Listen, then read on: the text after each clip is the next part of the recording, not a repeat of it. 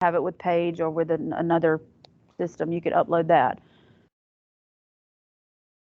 But please upload that before pre-planning begins. Are there any questions about the liability insurance and VIA? Yes, if it's still good, just go ahead and put a copy of it in this course. We just keep the data in VIA for each course. So for this opening school experience course, just go ahead and put it. Now my fall student teachers, you're going to put it in this course, and then in a couple of weeks, you're going to see fall 22 student teaching pop up in VIA. You're going to need to put your liability insurance in that course as well. I'm sorry, I know it's redundant, but we use it for data purposes in VIA.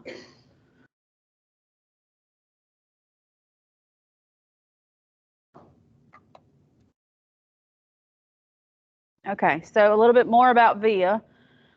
When you're out there with your master teachers, go ahead. Yeah, so that's some of the assignments that I'm going to be talking about. Yeah, it's okay.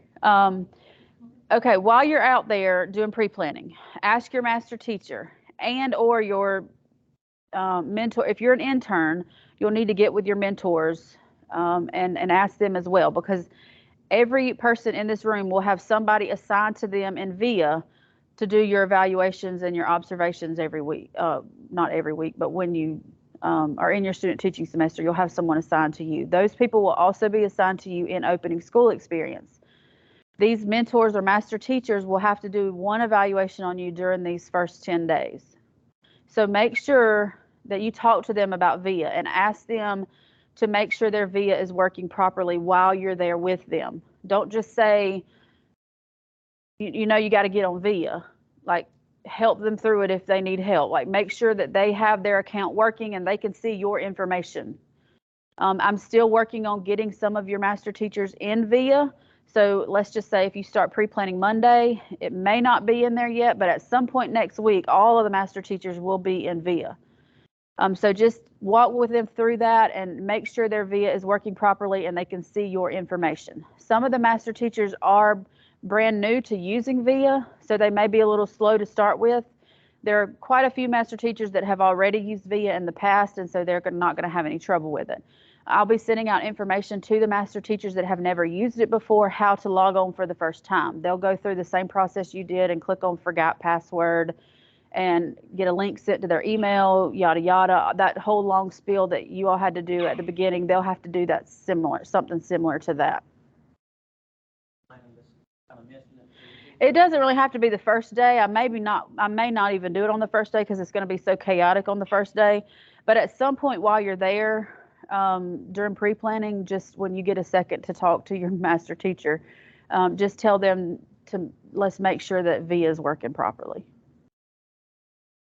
So while you're in there for 10 days, you're going to log your hours. You must have 10 full days showing up and logged in VIA by August 31st. Now, like I said, if you can go those 10 days before classes start, you are required to go those 10 days. We don't want you to go 4 or 5 days and then break it up and go 4 or 5 days if you don't have to. There are certain school systems, like I mentioned, that you're going to have to do that. But for those school systems that you can go the 10 days, we need you to go those 10 days and get them in before you come to classes here. So log those 10 hours in VIA,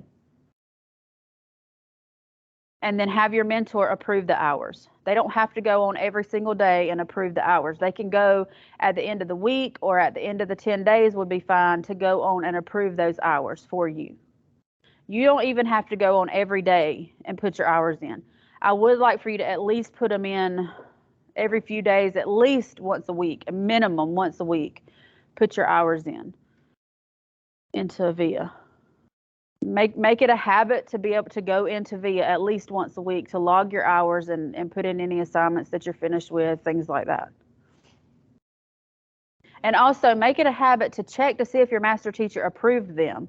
If your master teacher hasn't approved them, just mention it to them. Hey, do you mind going in VIA and approving my hours? Because if they don't approve them, then Miss Whaley or I are going to come to you about it first. We're not going to bother them. we're going to come to you and say, you need to remind your master teacher to go approve your hours. Now, if you tell me that you've reminded them 2 or 3 times and they still haven't done it, then at that point, Miss Whaley or I would reach out to the master teacher and say, are there issues with VIA? Is there a reason you can't get on and approve the hours? But we're going to come to you first because it's your responsibility to make sure that they're approving your hours.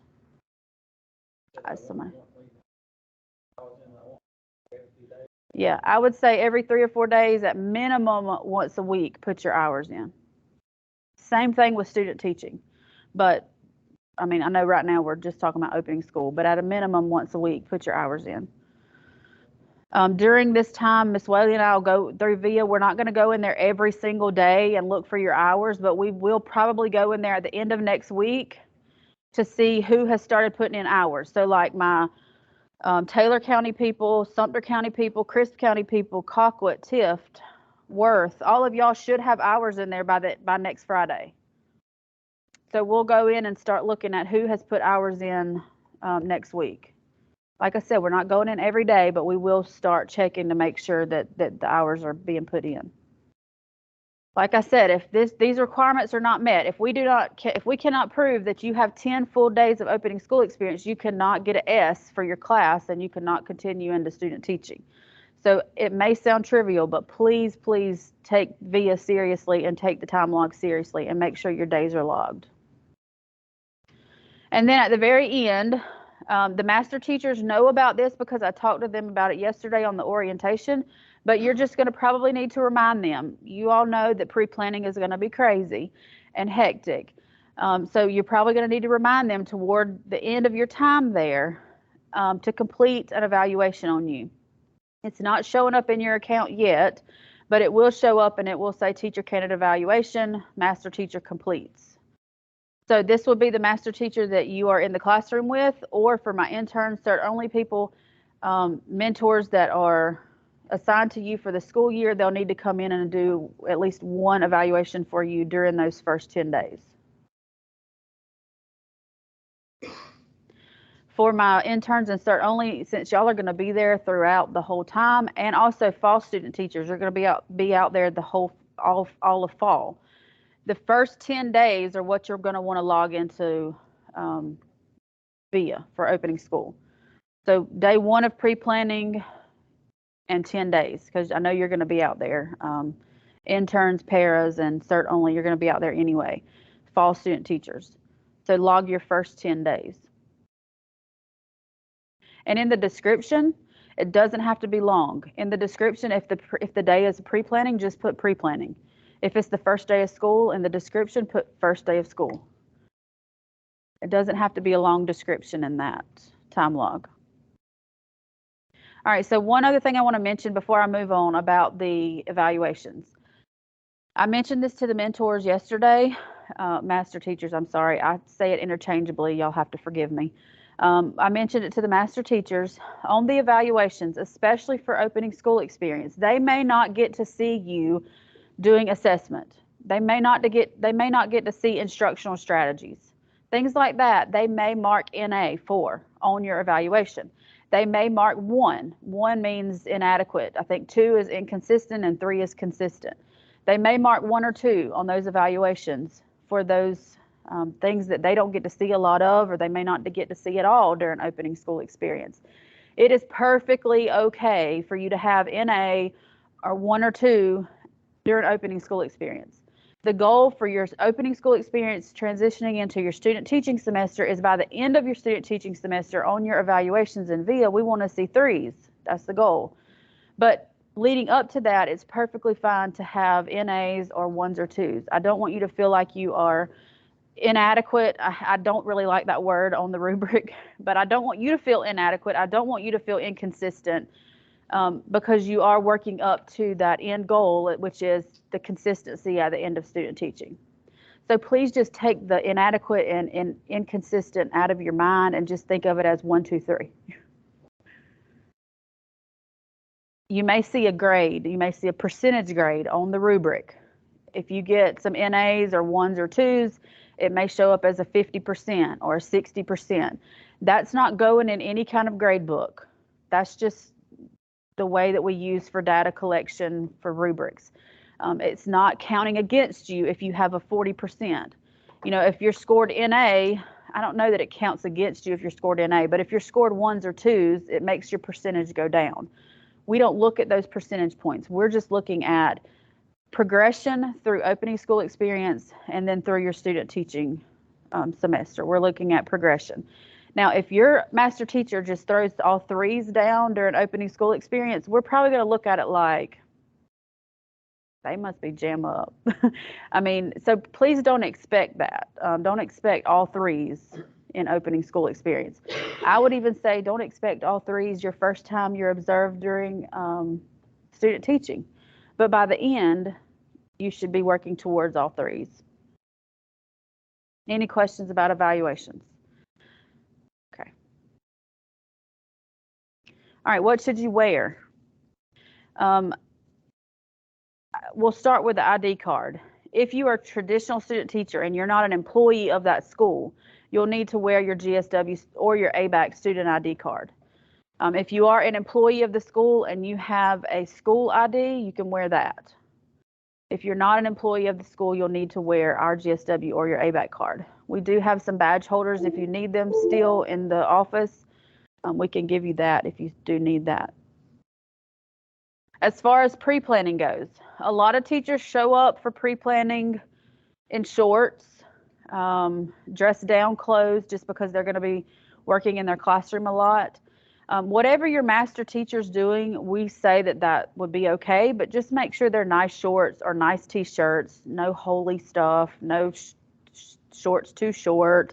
Y'all are all professionals. You know that you need to be professional when you're in the schools. Preferably no flip-flops. Tennis shoes would be great if you're helping your master teacher get their classroom together. And then, you know, some of the master teachers may tell you, that may be another question you want to ask them before your first day. Like I know for Crisp County, our principal expected us to dress nicely on the very first day for our opening breakfast and our opening meeting. So you may dress nicely on the first day of pre-planning for that, and then your principal may let you dress down on the other days.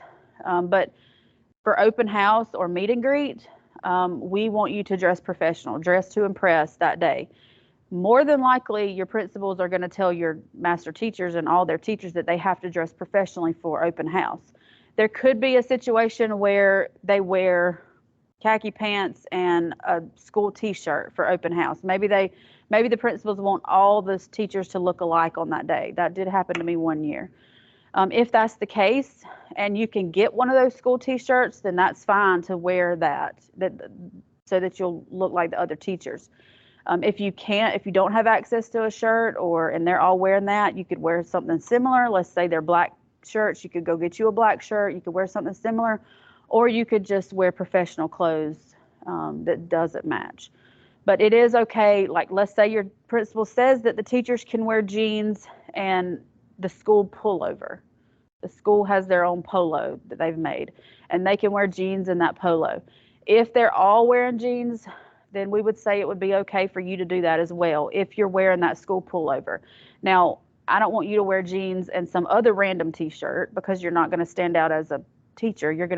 People are going to think you're a parent there at open house. So it's okay to wear what they're wearing if you can match it. If not, then please wear professional dress. For PE, we really, really, really do not want you to wear shorts. Do not wear shorts.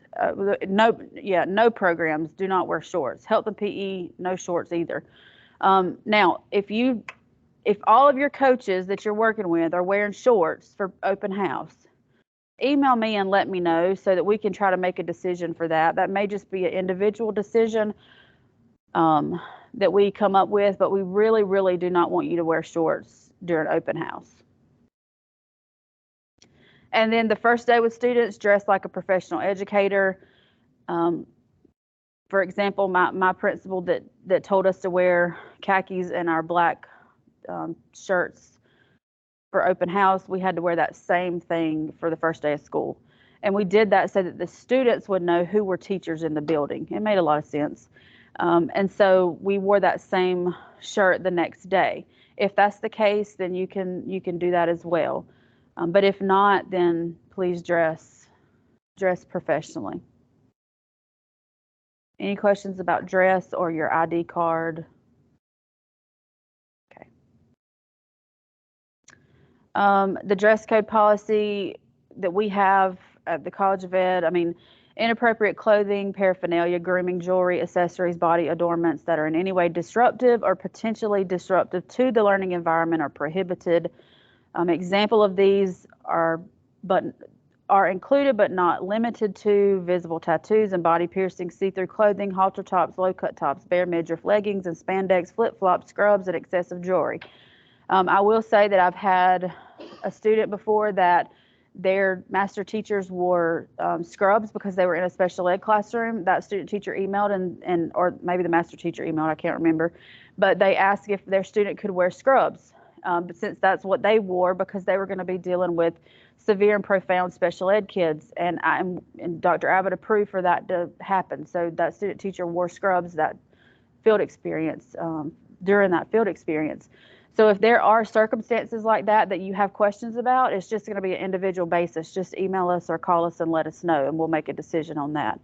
I will say that I'm not the only one that's going to be making these decisions. If things like that come up, then I'll go to Dr. Pritchett or Dr. Abbott or both, and we'll make a decision together. I do serve as the clinical director, but I'm not the sole person that's making the decisions here. I just want you to know that we do it as a college, and there's sometimes some decisions we even, ask faculty about. So, if you do come to me and ask me a question, when I give you an answer, please know that it's not just from me. It's, from the whole College of Ed. I know there may be some questions about tattoos. As long as your tattoos are not disruptive or potentially disruptive, it's not that you can't have tattoos, but just be mindful of covering your tattoos or in some way just making them less disruptive if you would think that they would be disruptive. Okay, so we just have to put this in here. This is the tobacco and smoke-free campus policy. When you're on campus like today, and when you come for other orientations or other seminars, we are a tobacco and smoke-free campus policy. This is in your syllabus as well, so you've seen this in your other classes, but we just have to make sure we relay that to you. Okay, the Georgia Educator Ethics Exam, program entrance or exit. So some of you may have taken the ethics exam, I get tongue-tied, the ethics exam when you were entering the program, when you applied to the program. Some of you may not have taken it at entrance, and you will have to take it at exit. So you'll have to take it before graduation. Y'all are in kind of a transition phase where they're going more towards everyone taking it at entrance instead of at exit. So some of you may have started during that time that you didn't take it when you entered, but you do have to take it before you exit. So if you do have to take it before you exit, if you haven't taken it already, then we will provide you a voucher code during your student teaching semester. You don't have to worry about it during opening school. You don't have to worry about it right now. If you're a fall student teacher, we'll provide you that voucher code around midterm, and you'll have plenty of time to take that before graduation. If you're a spring student teacher, same thing. We'll provide that information to you about March in midterm of spring semester, and you'll have time to take it before graduation. You do have to take it and pass it to graduate. It's not a hard exam. Raise your hand if you did take the ethics exam at entrance. And everybody's passed it, right? Yeah, it's so easy you don't even remember it. It's not a hard test. Those of you that haven't taken it, don't stress about it. It's not hard. As far as I know, that's what I understand about it. Now, last semester, I'll say that I had a couple of students that they could have sworn that they took it at entrance, but it wasn't showing up, and Ms. Yolanda gave them a voucher code to take it again. So there could be some fluke in the system that you might have to take it again at exit, but as far as I know, everything that I've heard about it, if you've taken it at program entrance, then you should not have to take it again at exit. Yes. So I took the Hold on. educators at the ethics exit thing for when I got into the program.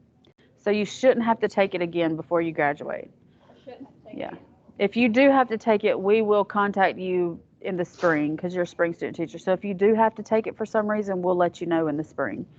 But if you took it at entrance, you shouldn't have to take it again. It's not the case. It's part of a GACE. I mean, but it's the ethics exam. But it's not the certification. No, it's not the certification test. I wouldn't worry about it right now. I would just wait, and if Miss Kendrick says you need to take it, then take it. I really wouldn't worry about it right now. Yes, yeah. It'll be about midterm of your student teaching semester. Oh, and if you do have to take it, you'll receive a voucher code. And so you don't have to pay for it yourself. You'll just put in that voucher code, and that will let you go through with the test without putting in a form of payment. Okay, so seminar dates. Fall student teachers, after 3 o'clock, after everybody else leaves, you're going to receive a fall student teaching calendar that will have seminar dates on them. Those are all mandatory seminar dates. So you'll receive that calendar later this afternoon. Spring student teachers, your student teaching calendar will not be approved until around November or December. So don't start expecting to see your actual seminar dates until November, December. You'll get a calendar then. I will go ahead and tell you, because I have had an email about what it what the timeline looks like when you'll be starting student teaching in January. I can say that let me look at a calendar real quick. January, I believe our first day of class in January is the 11th, and normally your student teaching starts around the first day of class. So we will probably have your student teaching orientation on the 9th or the 10th, that Monday or Tuesday, and you'll probably start, you will start student teaching that week, but you would not start student teaching that first week in January. So approximately the week of January 9th, you need to be prepared to be here on campus for orientation and then start student teaching. What is that? Are you your fall student teacher, right? I'll go into that this afternoon after the fall orientation. Any questions? All right, let me go back to this. Okay, seminar dates. Spring student teachers, I will email a calendar to you when I have it approved so that you can go ahead and start planning your spring calendar. So the resume workshop and mock interviews are in the fall. Each year we do this in the fall. Fall and spring student teachers are required to attend. So if you're a spring student teacher, these dates, go ahead and jot them down because you will need to come to campus this fall even if you're a spring student teacher, you will have to come on these dates. I know for sure November the 11th is mock interviews. It's a Friday. Most of you do not have classes. So if you're a spring student teacher, you are normally in classes in the fall, but most of you would not have classes on Friday. That's when we plan mock interviews for Friday. So you will come on November the 11th. You will not have to be here all day that day. It'll either be the morning or the afternoon. You'll choose whether you want to be here in the morning or the afternoon. Ms. Whaley will send a survey out about that probably in October, about a month before. Once we start planning the schedule for mock interviews, Ms. Whaley will send that out to you. But please note, November 11th, fall and spring, everybody in this room has to be here on November the 11th. So unfortunately,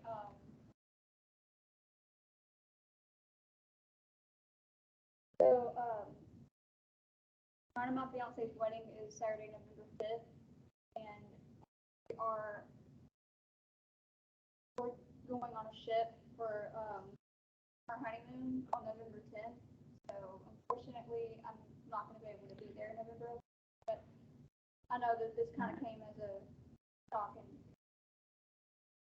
if you'll just, it's okay. Allison, if you'll just come to me and we'll talk about it like later. We don't have to talk about it now in front of everybody, but if you'll just come to me and we'll figure out a plan for you, okay?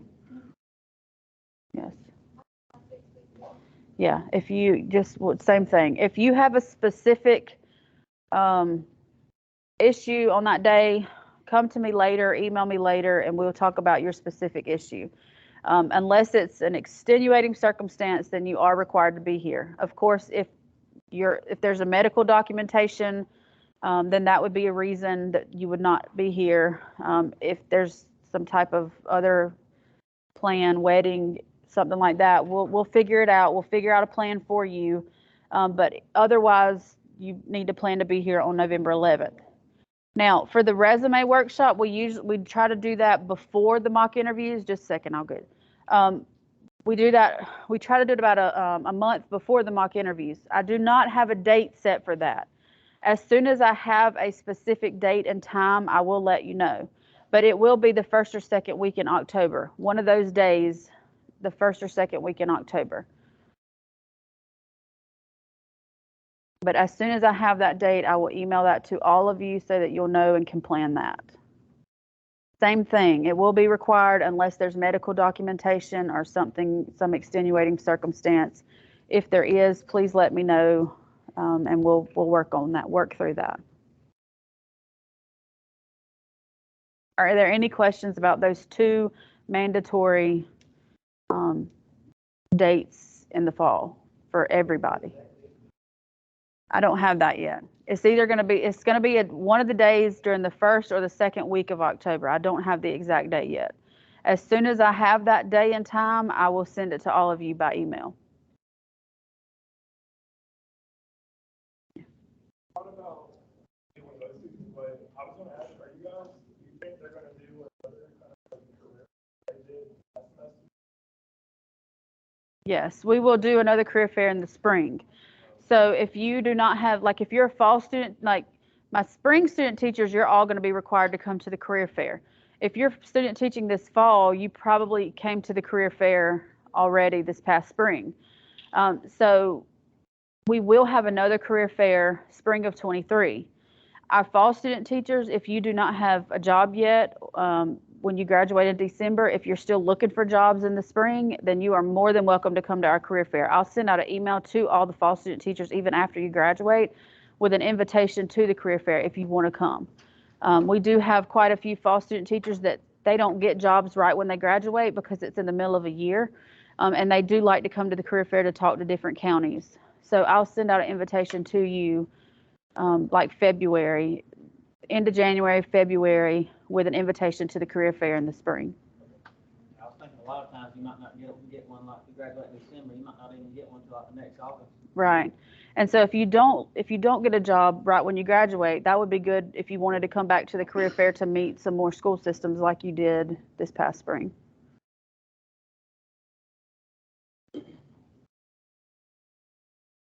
Okay, so if you're a spring student teacher, you may want to know this. This is your fall field experience dates. If you have classes that require field experience in the fall, this is the dates you'll be in the field. Some of you may be working with your same master teacher that you're going to be working with for student teaching. Some of you may have to go to a different grade band. Special ed, y'all have to do block, things like that. It'll be a little bit different, but these are the fall field experience dates for those of you that are spring student teachers that have classes in the fall. All the programs will be the last week in September and the last 2 weeks in October. Special ed, secondary, middle grades, y'all always have that fourth week. That fourth week will be before the other 3 weeks this time. Health and PE, y'all are sometimes 3 weeks, sometimes 4 weeks. It really just depends on what Mr. Cribbs does that semester. Fall field experience. You're a para, so you're going to be in the classroom anyway. But it's not for me. I just trying to say is if we also do field experience in the fall. yes, for your fall classes.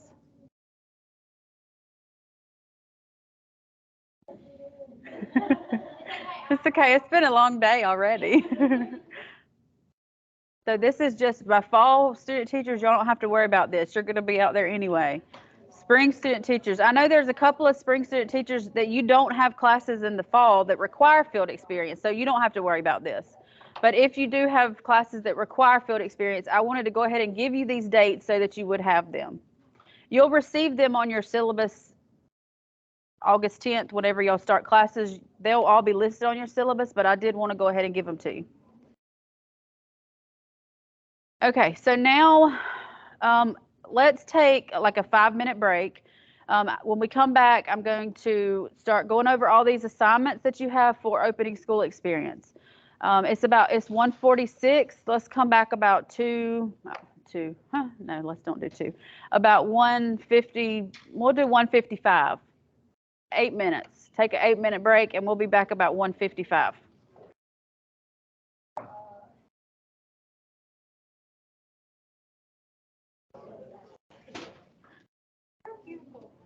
Oh, I was going to tell y'all the seminar stuff.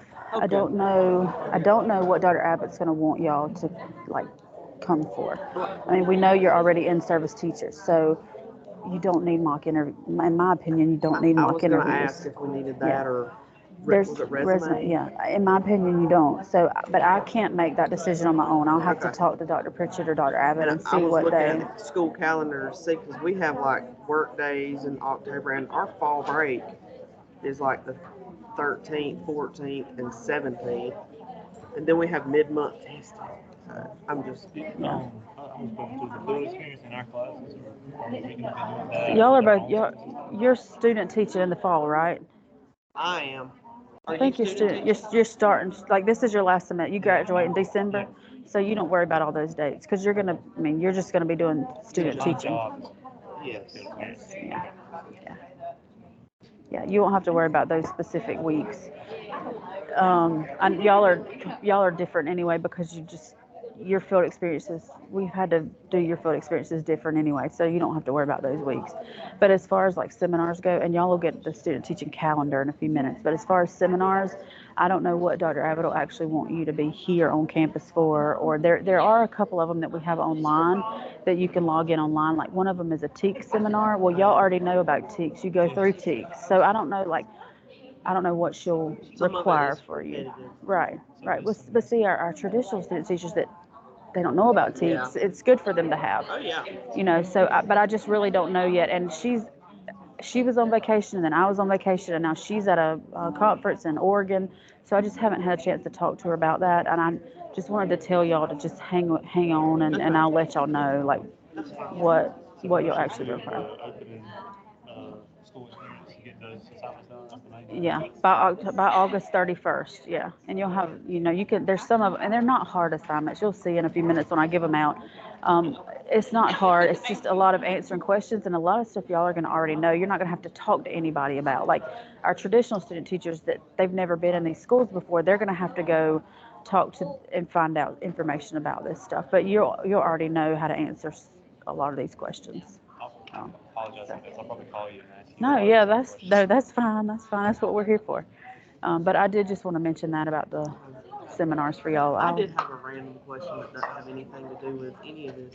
Dr. Abbott emailed me that I want a scholarship, and I think it's in my brain and everything. But I wondered if I needed to send a thank you note to like the family. Oh, you won one of the College of Ed scholarships. I mean, I don't know. did they did the family present it to you or No, Dr. Abbott just emailed me. Like May the. what scholarship was it?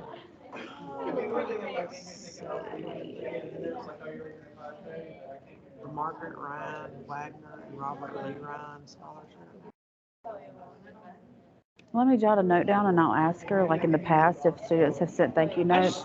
If we even, I mean, I'm sure we have their information, like their address, the family's address. I'm sure we have that somewhere. I don't personally have it, but I could get it for you. I mean, if she says that students have done it in the past, then I probably would just go ahead and do it. It's not going to take you but a minute to write a thank you note, but I don't know if it's something that they've done before or not. So, but I'll jot a note down and ask her about that. We all have the same question. What exactly is the service certificate? So whenever you apply to the program and you fill out that that affidavit, lawful presence, something, something, something, they submit it to the PSC, and the PSC issues you a pre-service certificate so that you can have this certificate while you're doing your field experiences and student teaching. And then that pre-service certificate transitions to a full teaching certificate once you graduate and are certified, once you take the GACE.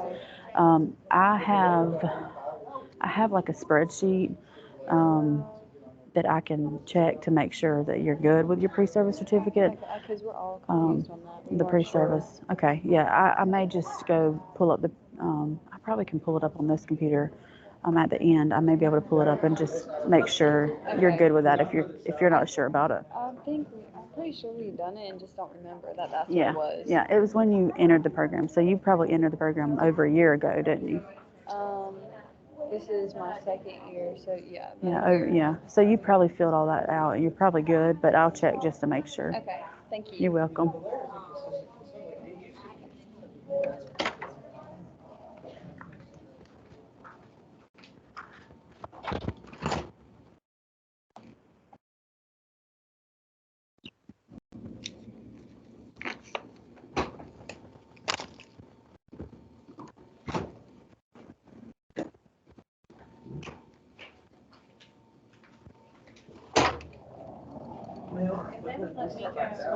A week earlier than every time, because kids actually start.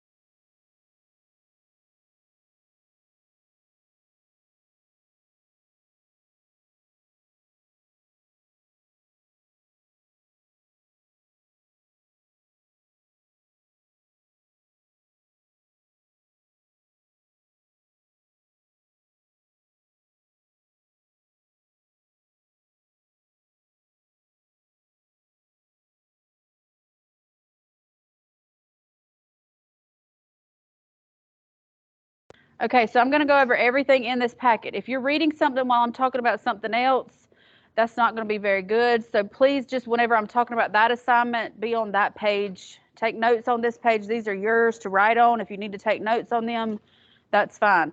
Some of these are way more self-explanatory than others. So I'm not going to take a whole lot of time on all of them. There are a couple that I will probably have some questions about. So let me just go through and explain all the different assignments. There is one thing in common for everything. They are all due on August 31st. The opening school experience has to be complete by August 31st. Once you go out there for 10 days, it's okay to work on these assignments afterwards. You can start working on these assignments while you're out there for those 10 days, but if you need some extra days, it's fine. They're not due until August 31st. Fall student teachers, I will advise, go ahead and get this done ASAP because you're going to have to start working on fall student teaching assignments. And then for my spring student teachers, if y'all have fall classes, you're going to still want to get this done ASAP so that you can start concentrating on your fall classes. But they are due August 31st in VIA. Everything will be submitted in VIA. No Georgia View for this. All will be submitted in that group, 22-23 opening school experience. Somebody mentioned a minute ago that you can already see where it says host school information sheet and letter of introduction. That's 2 assignments in this packet that are already in there. The other ones I've still got to put in there, but I wanted to go ahead and put a couple in there so you could just go ahead and see what it would look like in VIA. Now yours is not going to look exactly like this. This is my screen that I screenshot.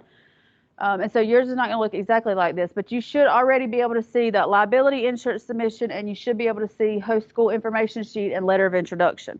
That's where you will submit all your assignments in that VIA course. So like I said earlier, I will ask Ms. Whaley to email you a digital copy of all of these so that you'll have them. You can pull them up digitally and start your assignments. Some of them you can go ahead and type in that template. And you'll also be able to find them on the resource page after next week once I get that updated. All right, so we'll go through the packet and we'll talk about each of the assignments. The first one is your philosophy of education. You probably have written a philosophy of education in one of your other classes. Yes, use that. We're not trying to reinvent the wheel.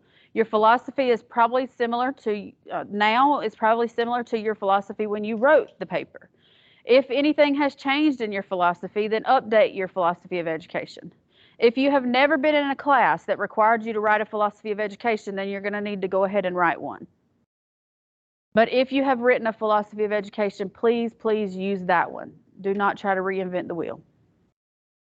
Update it a little bit. Make sure it's a minimum of 1 page typed. That's really on the low end. Most of you probably have way more than that in your philosophy of education. I didn't put a maximum on here. It doesn't matter how long it is, but it has to be a minimum of 1 page typed. If your philosophy is not 1 page typed, add some to it. Double space 12-point font. You're going to submit that to the opening school experience. It will say, just like the other ones, it'll say philosophy of education. You'll submit that there. Also, I want to mention, please save all of these documents somewhere in a file on your computer, somewhere on a flash drive. Save all of these documents. You will use some of them again at the end of student teaching. When you make your final summative portfolio, the philosophy of education will have to be in there. So I already know that you need to save this somewhere because you're going to be using it again either in November if you're in fall or in April if you're in spring. You will pull this up again and use it again.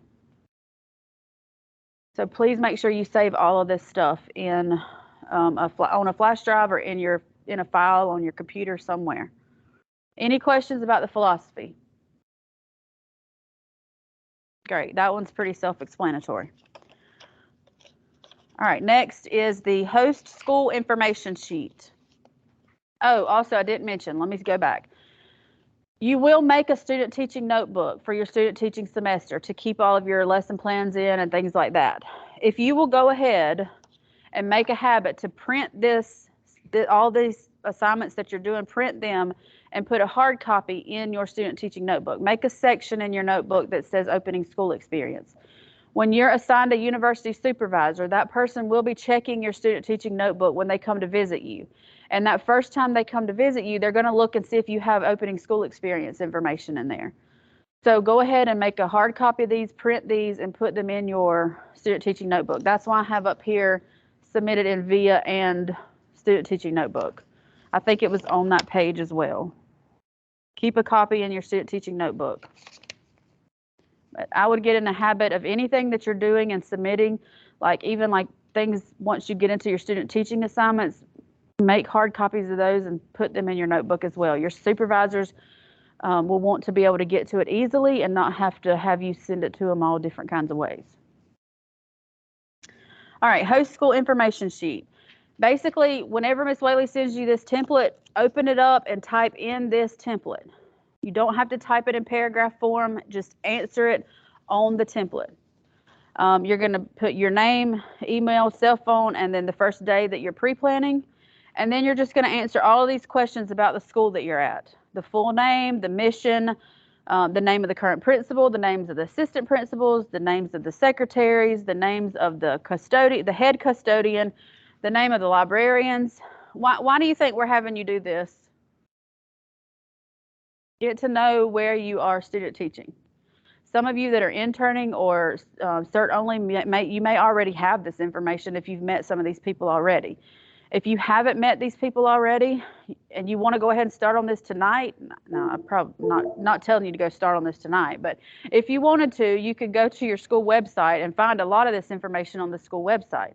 You don't have to wait until you start. Like Daugherty County, you don't start until August 5th. Sly County, you don't start until August 4th. There's a lot of this stuff you can go ahead and be doing and be done with before you even start. It's perfectly fine to look on the school website, to talk to your master teacher, talk to other teachers in the school to find this information. Just however you want to find it, find that information. And then also there's questions, what time are teachers supposed to sign in? What is the earliest departure time? So that may be something that you ask your master teacher. What time do you have to be here by? What time do you have to sign in by? Because you need to do the same thing. If they have to be there by 7:30, then you have to be there by 7:30. If they can leave at 3:30, the earliest time they can leave is 3:30, then you can leave at 3:30. Okay, on the back of that page, well, not back, but the next page, that's still part of the host school information sheet. You'll notice at the bottom, you see the section that's in italics. The answers to questions 18 through, I think, 23. Yeah, 18 through 23 can be found on this website, the gosa.georgia.gov report card. I gave you the website here, but when Ms. Whaley sends it to you in digital format, you'll be able to click on the link. Go to that website, and I put the steps on there how to get that information. It's a lot about the demographics of the school, and this website just lays it out for you and gives you all that information. You may have to disable your pop-up. At one point I did yesterday. I clicked on the link just to make sure it was still working, which is a good habit to get in. If you ever share a link with anyone, a good habit to get in is to check the link before your meeting. I checked the link yesterday. It is still working, and I did have to go through. I went through these same steps to make sure I could see what I needed to see, and the pop-up box was disabled, so I had to go in and whatever I'm trying to say. I had to disable the pop-ups.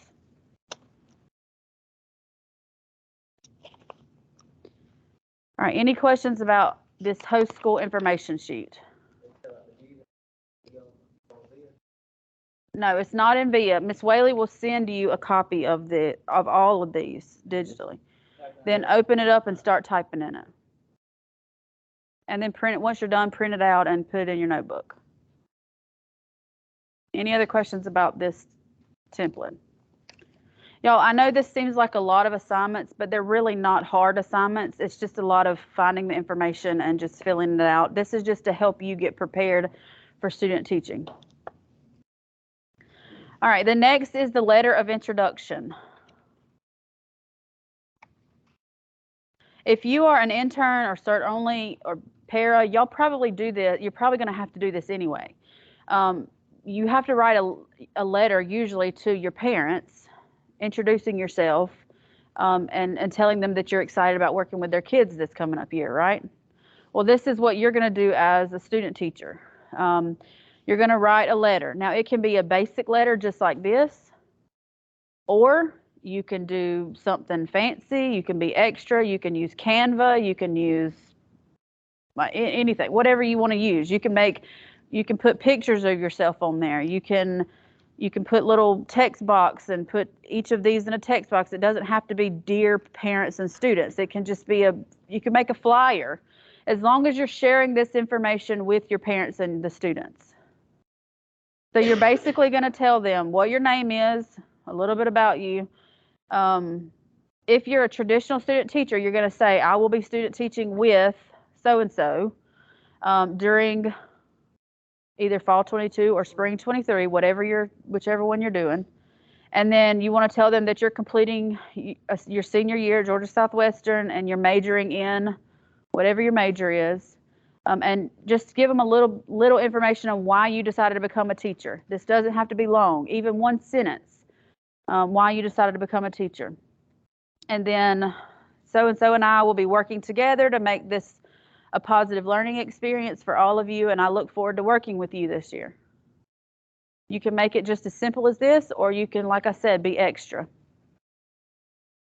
It's always fun to look at those that are extra.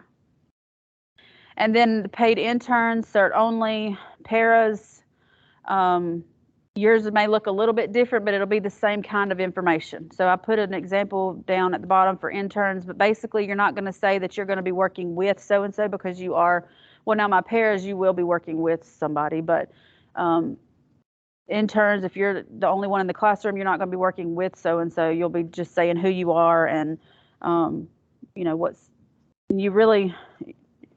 I'll be teaching your child during the blank semester. I really shouldn't have put it like that. I should have just put during the 22-23 school year would be fine.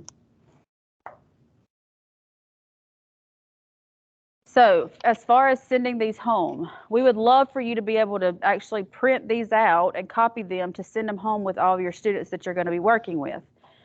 But we do want you to get it approved through your master teacher. Don't just send these home unless you have approval. So ask your master teacher, is it okay if we give these to the parents at open house? Or is it okay if we put these in the take-home folders? Is it okay if I email this to the parents, if you have their email addresses? However you want to get this information out to the parents and students. And for like high school, you may not have to send it to the parents. Your students are going to be older, so you may just want to give the letter to the students.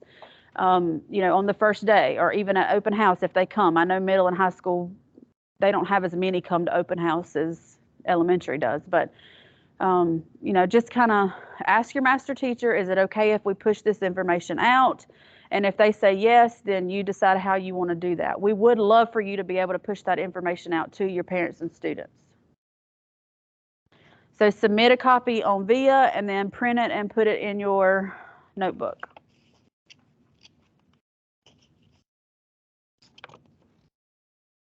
Any questions about the letter of introduction?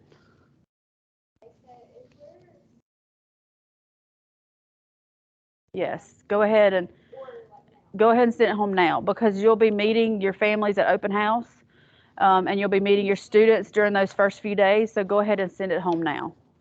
And hopefully you'll be back with them during fall field experience, like in September and October. So you'll get to see them in August, and then September, October, and then again in January. So go ahead, even if you're spring student teaching, go ahead and send it out now. That was a good question. Thank you. I didn't think about that.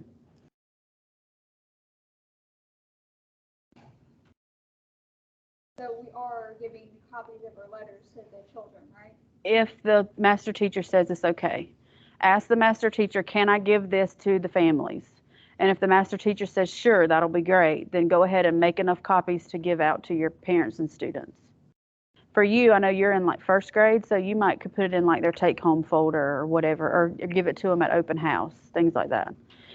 You can, like I said, you can be as simple as you want, or you can be as extra as you want. Some people put cute borders, some people put clip art, things like that. You are trying to make an impression.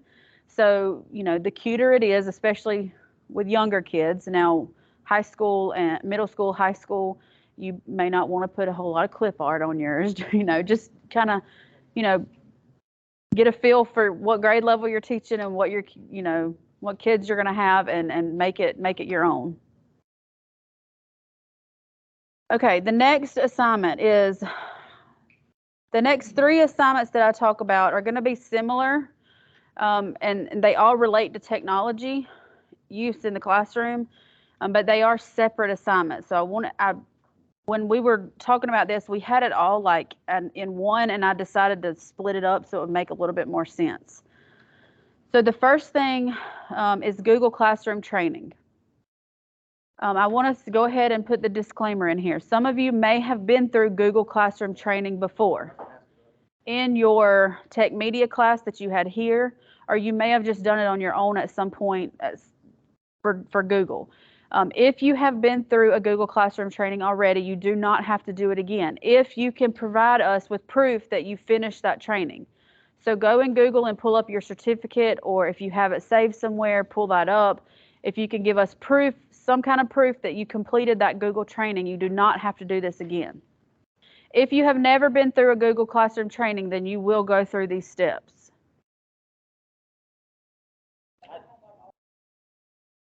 If you have all the screenshots from the quizzes, that's proof. I didn't save them. I know I took the class. All right, you're going to have to go find some kind of proof for me. Go in Google and see if you can find where you took the quizzes, some kind of proof where you did the training.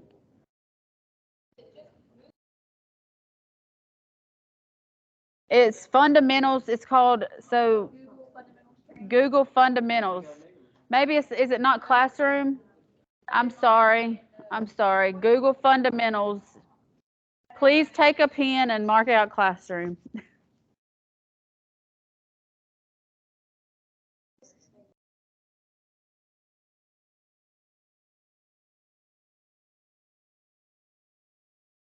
Do you still have access? Can you go into that class in Georgia View? Wait, can we have it like on our transcript? Yeah, it's on my transcript, and I made an A in the class. Just the class we had the class. Yeah, I was going to say, log into Google and you should be able to pull it up.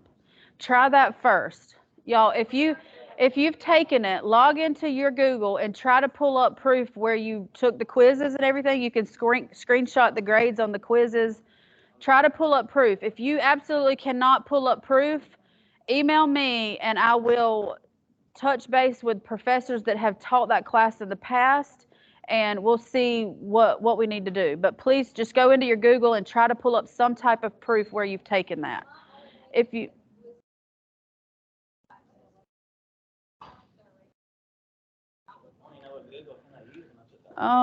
did y'all have to use your radar email when y'all did the class? I don't think you can. I did mine in my tech media class last spring.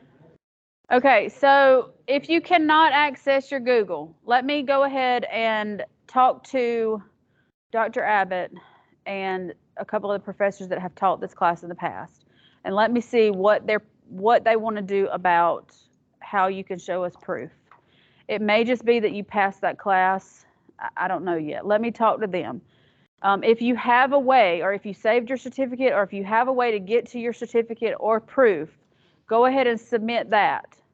If you do not, just hold off for a week or so and let me have time to talk to Dr. Abbott next week. By the end of next week, I'll email everyone with an answer about that.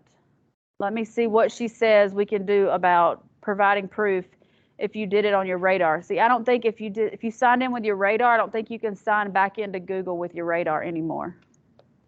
That's what I did. I took it with Dr. Bernstein online probably like 2 years ago. I probably don't even know how I can get back to it. Let me talk to Dr. Abbott and see if I can get an answer for everybody on that.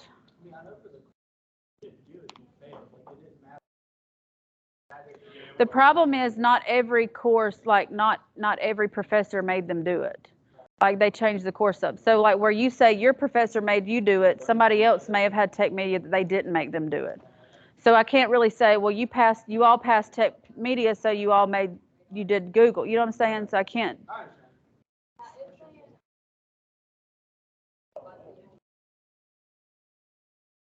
Okay. You don't contact, don't click it, yeah. So don't click anything for now. I'll see what I can find out about that. Where do you submit the last training? Because who did it? Oh, yeah. And I dropped it right It's after. fine, it's fine. You can submit that. So if you want me to put it on the new, Yeah, do you have it, you still have a copy of it? it's still on there, like, if you look at my old, Mhm. it comes up. If you can download it again and just put another copy of it, that'll be great. If you can't, I may be able to go in and get it out for you. Okay, so for now, let's just kind of put a hold on this. If you have, raise your hand if you've never done Google training. Okay, are you in the tech media class this semester? Did you do the Google training then? Okay, so for most of you, we only have a handful that have not taken the fundamentals training. For most of you, y'all just give me a week to figure out what is going on. If you do have access to your certificate, go ahead and submit it, or proof of your grades. Go ahead and submit those. Proof of the quiz, fundamental quiz grades. It's in VIA. Well, it will be in VIA. I don't have it in there yet, but I will have it in there. But otherwise, give me like a week to talk to Dr. Abbott, and I'll get you an answer on how to submit proof if you've done it. For those of you that haven't done it, y'all give me just a few days. I want to talk to the professor that will have tech media this time to see if they're going to require the Google fundamental training in the class this semester, because if they do, then you may not, I mean, I don't know if they want you to go ahead and do it now during opening school or wait until the middle of the class when you're doing it. So if you're in tech media this semester, just give me a few days to figure that out. So for now, let's put this on hold, and I'll get more answers about the Google fundamental training. Where do you submit? It will be in VIA. It's not in there yet, but it will be in VIA. I was wondering, is this good Professor Bernstein that teaches that or No, he no longer works for us. Yeah. He no longer works here. We have a ton of new faculty. Where did he go? He went to Columbus to do some stuff in Columbus. But he actually lives in Columbus, so that's where he. Okay. All right, let's move on to the next assignment, digital classroom creation. So Google fundamental training gives you information about Google, and there was there some information about Google Classroom in that. How we know that not all school systems use Google Classroom. Last year, all of our student teachers had to make a Google Classroom as part of their opening school experience orientation. However, knowing that all school systems do not use Google Classroom, we want to open it up and give you an opportunity to use any platform that you would like. Probably the one that your school system is going to be using that you're student teaching in or that you work in. So if your school system uses Google Classroom, then making a Google Classroom would be beneficial. If your school uses Microsoft Teams, then make the Microsoft Teams classroom. Some school systems use Seesaw. What's some other, does y'all know of any other platforms out there that the school systems use? Most of them are Google Classrooms or Microsoft Teams. That's the majority. There was one at one time that used Seesaw. So it's up to you which one you want to make. And basically what you're going to be doing is just creating that classroom, the basic classroom. So just set up the classroom. You can, like for this, you can be as basic as you want to, or you can be as extra as you want to on this as well. But you're just going to be creating that classroom. I will say you will have to use a personal, if you do Google, I know for sure, you have to use a personal Gmail. You can't use your Radar email anymore because it's not associated with Google anymore.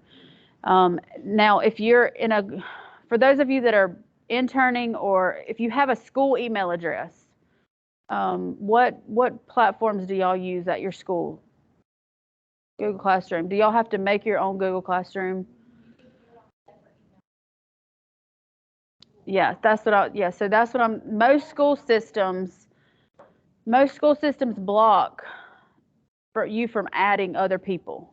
So you may want to go in and try, like the Google Classroom that you already have, go in and try to add me, amber.ward@GSW. If it will not let you add somebody else, then contact me and we'll figure out where to go from there. If you already, like if you're using a Google Classroom or Microsoft Teams class in your school system already and you're an employee of that school system, if it will not let you add us, then let me know and we'll figure out what to do. Try to add us and then let me know. But otherwise, you're going to want to use your personal email address to create this. Even if your teacher don't use an online classroom at all, like Yes, even if you're not using an online classroom, you still have to create one of these for student teaching. You will create it during opening school experience, and then you'll be posting stuff in there during student teaching. So you'll use it while you're student teaching.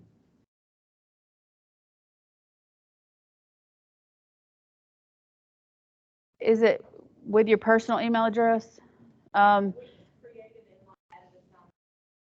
You don't have to. I had some student teachers last year that had stuff on there already. Just go through and you may want to update and just put student teaching, just so that we kind of know the difference. Like for your title, just put Miss Griner student teaching or something like that. But if you already have one, you don't have to make another one. I don't know.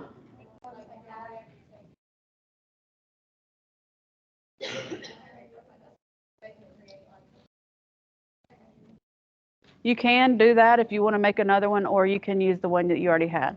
So once you create it, the only thing you have to worry about during this opening school experience during August is putting an introduction video in there. You're gonna, and I have that on number, is that in here?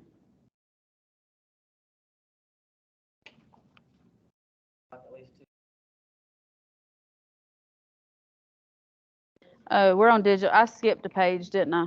We're on digital classroom creation. I skipped one. We'll go back to it. Okay, so number 3, create a module in the classroom which introduces yourself. So make a short 2 to 5 minute video introducing yourself. Just tell them your name. You're going to be teaching so-and-so this year. I have 2 kids and 2 dogs. Just something about yourself. It doesn't have to be long, 2 to 5 minutes. If you coach, tell them what you coach.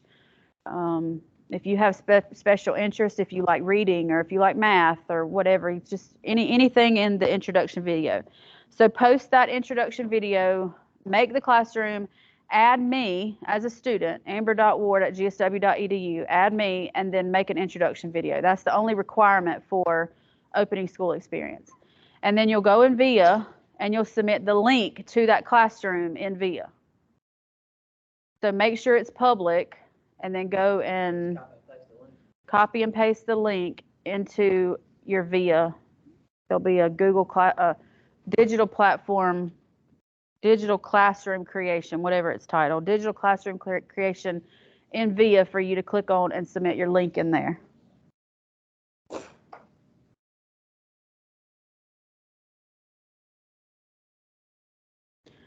Any questions about that?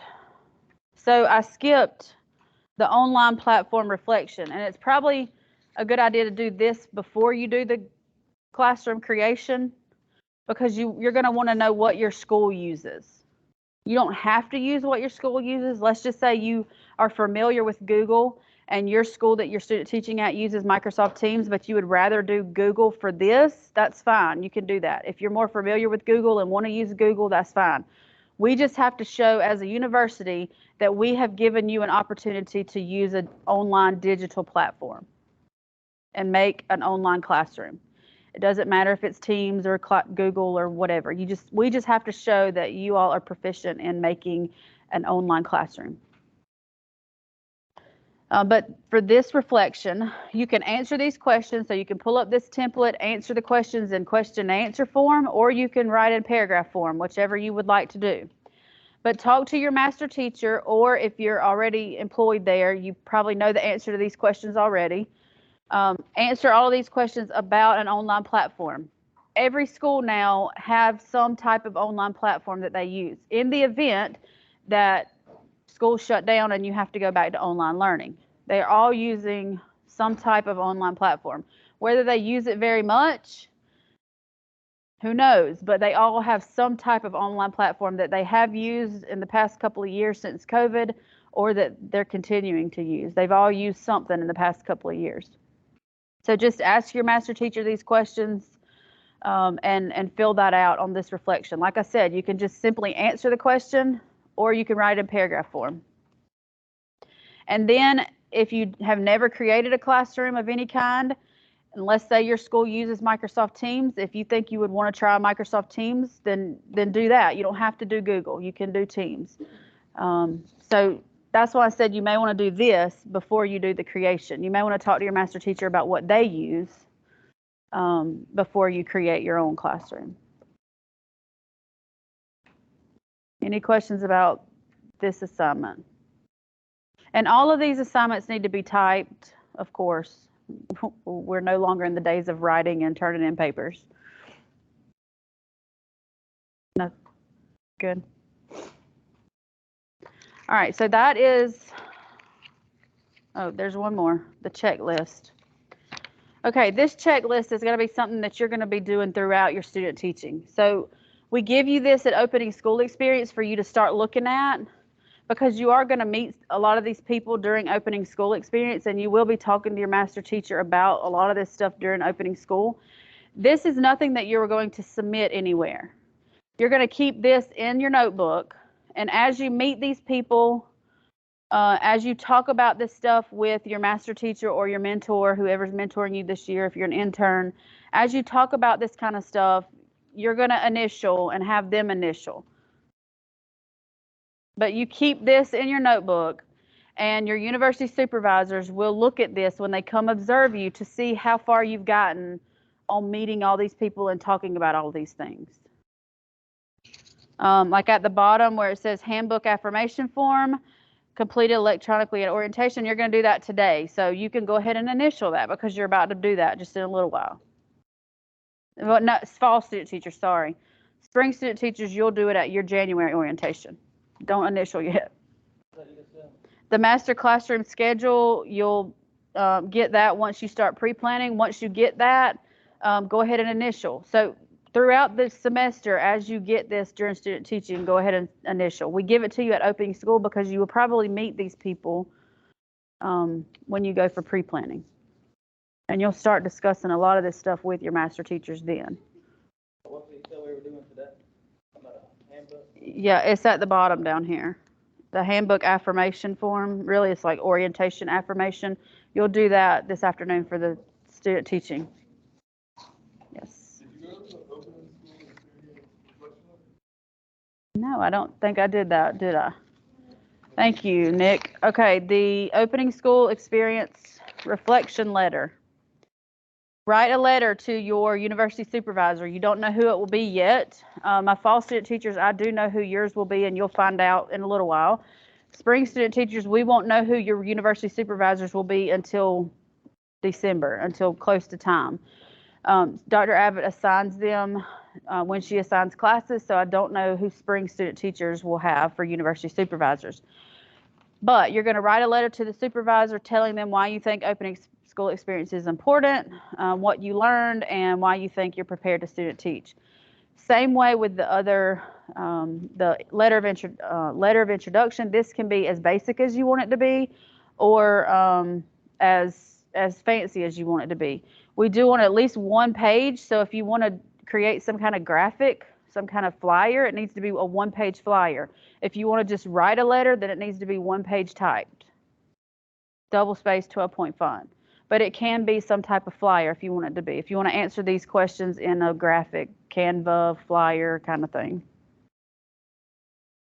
And then keep a copy of this. So you'll submit it in VIA, but you'll also keep a copy in your student teaching notebook so that when you are assigned a university supervisor, they can read those. One page thing, we just do it anytime right after the 10 days are up. Mm-hmm. And you have until August 31st. All right, I think I covered all of this in the packet. Sorry I skipped around. Are there any questions about the assignments?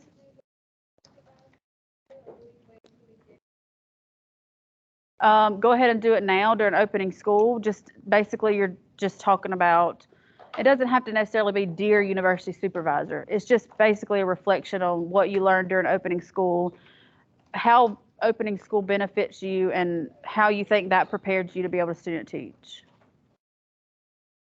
Yes. That philosophy of education, that paper we did, like get into the program, we just use that one, like why I want to teach or whatever.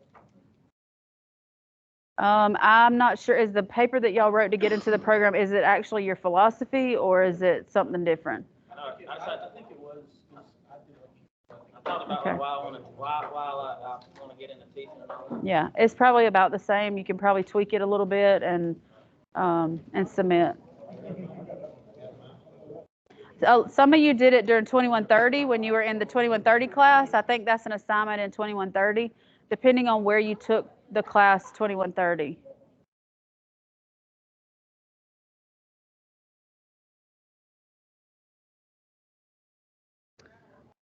All right.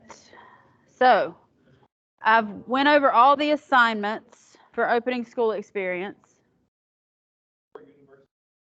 You'll know in just a little while. I've got it on your fall student teaching information.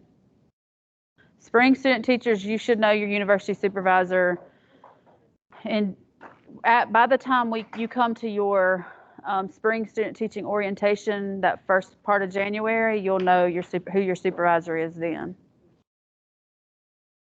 All right, are there any questions about any of this opening school, the 10 days, all the assignments? Are there any questions about any of this? I know there's still a lot of confusion about the Google fundamentals. I will get answers on that, and I will email everybody to let you know about the fundamental training.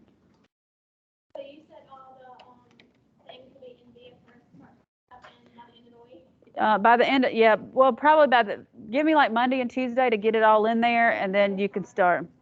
Yeah. Today's Friday, so give me like Monday and Tuesday to get the rest of the stuff in there. Because I know some of y'all already have this stuff and you want to get it turned in, which is great. The sooner the better, get it off of your mind.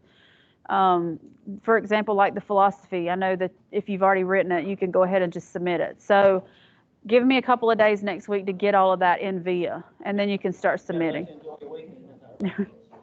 I've been working like crazy this week. Any other questions? Well, I have a file, I have a document in my computer entitled Career Goals. It shows Okay, the philosophy of yeah. education. So career goal, so that's a good question, Allison. Career goals is what you submitted when you did your student teaching application. When you submitted that Google form, it was career goals. A lot of you used your philosophy of education and tweaked it a little bit for your career goals. So that can be, your career goals document may be similar to your philosophy. You can probably tweak that to use that. Maybe change it up or something. Yeah, just look at it and make sure it's telling your philosophy of education. Like, we don't want to know, like, I want to teach in so-and-so county and so-and-so grade. Like, we don't want to need to know that specific information. We just want to know your philosophy in general. But you can definitely use some stuff from that probably to put in your philosophy. So my fiance and I are like long distance right now because Sims County and Vidalia is like, I know it's not hard to get, but it's 2.5 hours from here. Right. So hold on just a second, okay? If there are not any more questions, then the spring student teachers, you're free to go. If you have any questions for me, I'm gonna be here. I'll stand right here for about 10 minutes, and then my fall student teachers, y'all take like a 10-minute break and then come back, and we'll go ahead and get started. We might can get you out of here earlier than 5:30. But otherwise, spring student teachers, you're free to go. Y'all have a great opening school experience, and let us know if you need anything. When I applied to the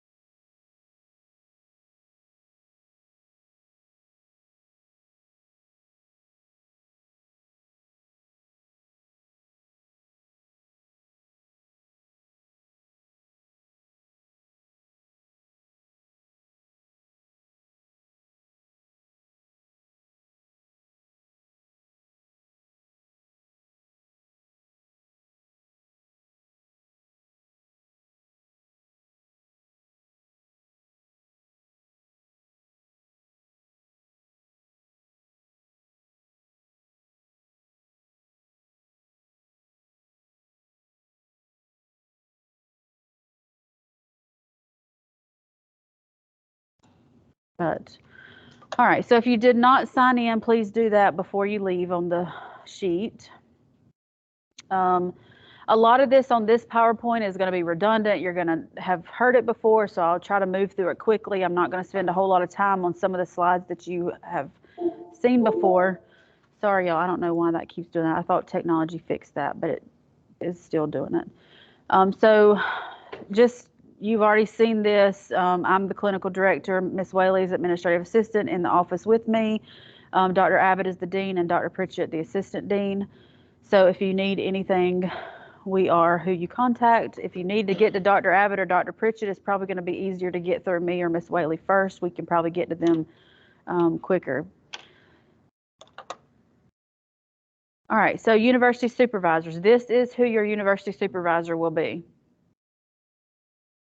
Dr. Mackey, Mr. Cribbs, Dr. Crosby, and Mrs. Dickens will be our 4 university supervisors this semester.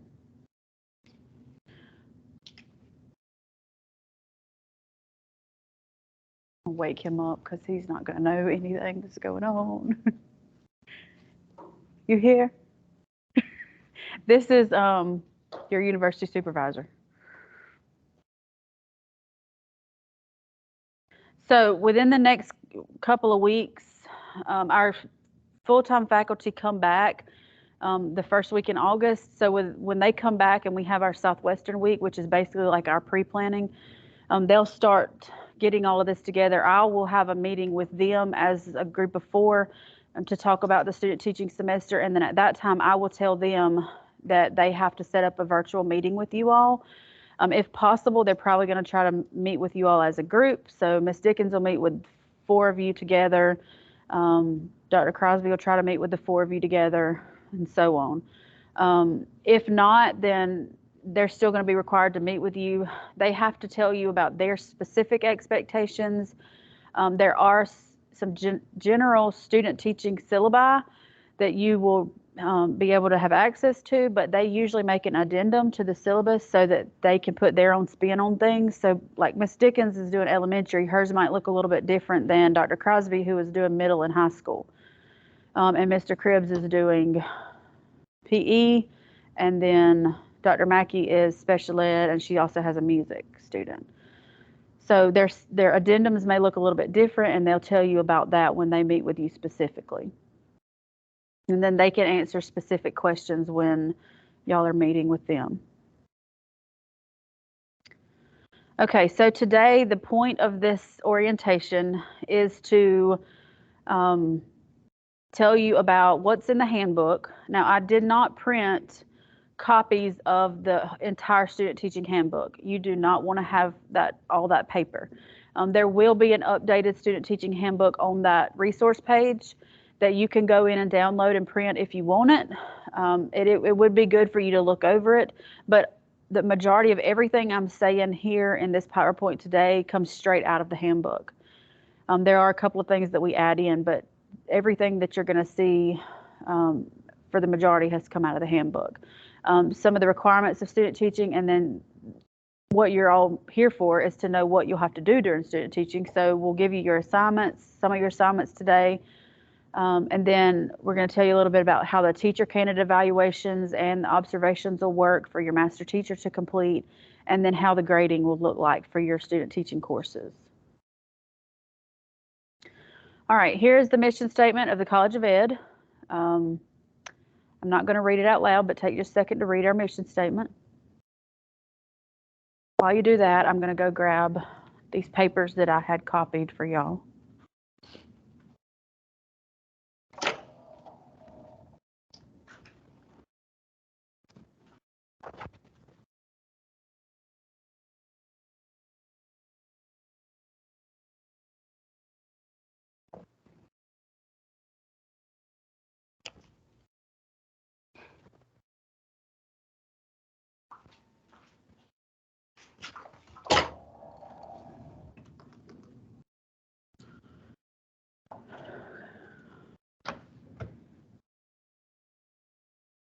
All right.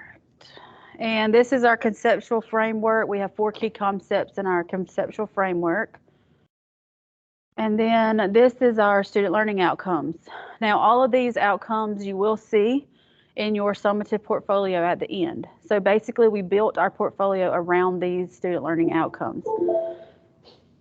I'll talk to you more about the portfolio later that you'll do at the very end, but you'll just be familiar with these throughout your student teaching semester. We do that right before we graduate or something? That's at the very end, yes. You'll work on it throughout, but I'll explain it a little bit more in detail. Okay, so this is the tinyURL website that I told you about earlier. There is information on there for student teachers, even for your master teachers. The university supervisors go on there to get resources. Pretty much anything that our office gives you as a document, we upload it in there. So like your all this stuff that I'm giving you today, all that'll be uploaded in that resource page. So if you lose any of this and you need other copies, you can find it in that resource page.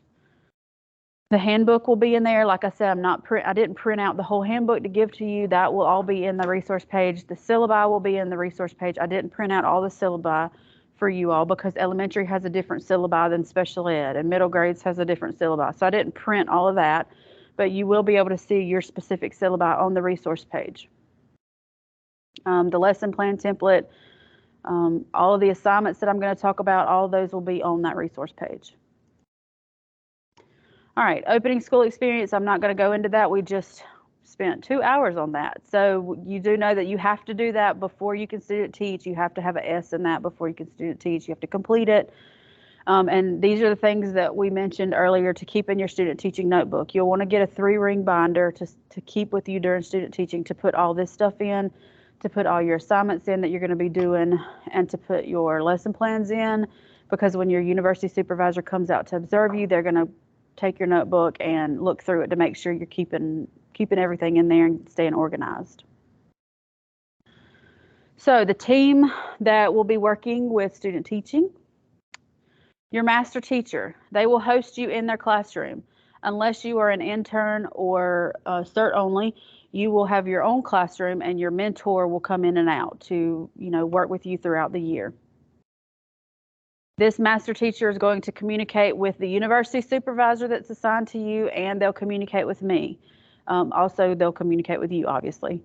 They're going to be completing evaluations and observations on you during your student teaching semester, and they'll be going in and approving your time log in VIA. You, as the student teacher, you'll complete your assignments. You'll plan, instruct, assess, and most importantly, you'll learn from your master teacher or mentor teacher throughout the year. There's plenty more that you'll do, and we didn't put all of that on here, but this is just a general overview. And then your university supervisor, they will conduct in-person and virtual observations. They have to do a minimum of 2 in-person observations. So Ms. Dickens, Dr. Crosby, Dr. Mackey, and Mr. Cribbs will at least come see you at the school 2 times, except Heather, you're a little bit different, but we'll talk about your requirements later. But Your people will come see you at least 2 times in the school and then 1 time virtually. So they will, whether they use Microsoft Teams or Zoom or Google Meet, I don't know what they'll choose to use, but they will tell you a time, or you will tell them a time that you're going to be teaching a lesson, and you'll take your laptop or iPad, whatever, sit it at the back of the classroom, and they'll be sitting on there virtually while you're up at the front of the classroom teaching your class. So they'll be watching you teach, but they will be on a virtual call with you. So that will, some of them like to do the in-person first and the virtual at the end. Some like to do the virtual first and then the 2 in-person, and some like to split it up and do 1 in-person, 1 virtual, and then 1 in-person again. They typically try to do an observation like once a month, so they'll probably do 1 like September, 1 in October, and 1 in November. It may be a little bit different. Each university supervisor does it differently. So if your university supervisor is doing one thing and yours is doing another as far as observations go, it's no problem, as long as they just get all of those in. Now, of course, if you haven't had an observation by like the end of October, then we've got a problem. Your university supervisor will need to come out there and see you before the end of October. So just expect them to go ahead and come out there and do an observation toward the beginning of the semester, and then the middle of the semester, and then toward the end of the semester. They're going to be communicating with the master teachers and with you. They'll also communicate with me if there's anything that I need to be looped in on. They'll communicate with me. They are going to be the ones that will grade all of your assignments. So these assignments I'm telling you about today, I'm not the person that grades them. Your master teacher, mentor, they do not grade your assignments. Your university supervisor will be the person grading everything for you this semester. And then they're just going to serve as the liaison between us, GSW, and your master teacher. So if your master teacher has any concerns or anything, they will go to the university supervisor or to me about anything like that. This is a little redundant. The roles and the responsibilities of the university supervisor: they're going to observe you. While they come out to observe you, they may conference with you. They may pull you to the side at the end to say, this was great, this part of your lesson was great, this is something that you may be a little weaker in, that let me see if we can find some strategies to help you improve on. Conferencing is a big thing. We ask them to give you as much information as they can after they observe you. However, we do know that sometimes in the schools, as soon as you've taught a lesson, you have to take them to lunch, or you have to take them somewhere, or you have to move straight into another subject, especially if you are the teacher of record and you're the only one in the class. You may not have time to step out and talk to your university supervisor. So they may set up a conference with you on a virtual meeting that afternoon after school, or even on the next day. If they're not able to conference with you right after the lesson, it's okay, as long as at some point they give you some kind of feedback after that observation. They're going to assess and evaluate your student teaching practicum. They're the ones that assign all the grades for all of those assignments that you turn in. For those we do it on Georgia. That's up in school. Assignments, no, these assignments will be turned in various places. A lot of them will be turned in VIA.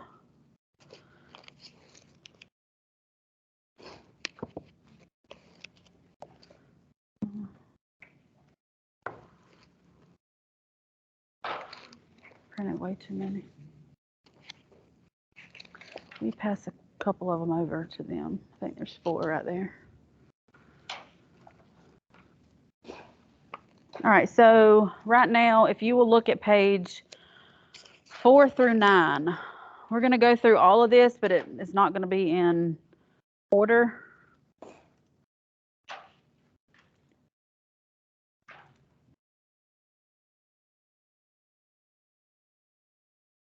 Page 4 through 9. This is a mentoring framework, and I talked to the mentor teachers yesterday, master teachers, excuse me.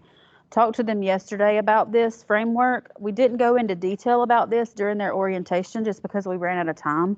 And I'm not going to go into detail with you about this. This is a good framework to use for a mentor teacher and a student teacher. It just tells you different stages, the orientation stage, when you're orienting yourself to the classroom and to that teacher.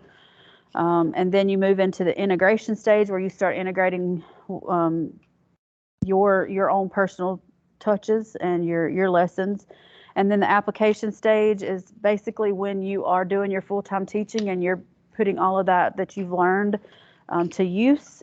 And then at the end is the innovation stage. A lot of times student teachers do not go all the way into the innovation stage. That comes once you start in your own classroom and your first, second, third year teaching in the innovation stage. We wanted to give this to you just so you have that mentoring framework. It's some really good, interesting points in there. So if you just want to do some reading in your free time that you all have, take a look at that mentoring framework. We did provide that to the master teachers as well. So if they reference that, you'll know what they're talking about. All right, so page 3 in your handout is the same thing that I gave you earlier. It's just another copy of it. It was in this packet, so I just left it in here. It's that checklist. So you'll keep one of these in your student teaching notebook, and you'll start on it during opening school, during pre-planning. You can start on it and work on it throughout the semester and have these initials done by the end of your student teaching semester. So go through all this with your master teachers by the end. Your university supervisor will look at these at the end to see that you've checked off all of these on this box. There's nowhere specifically to submit this. This is just something you'll keep in your notebook and your university supervisor will look at.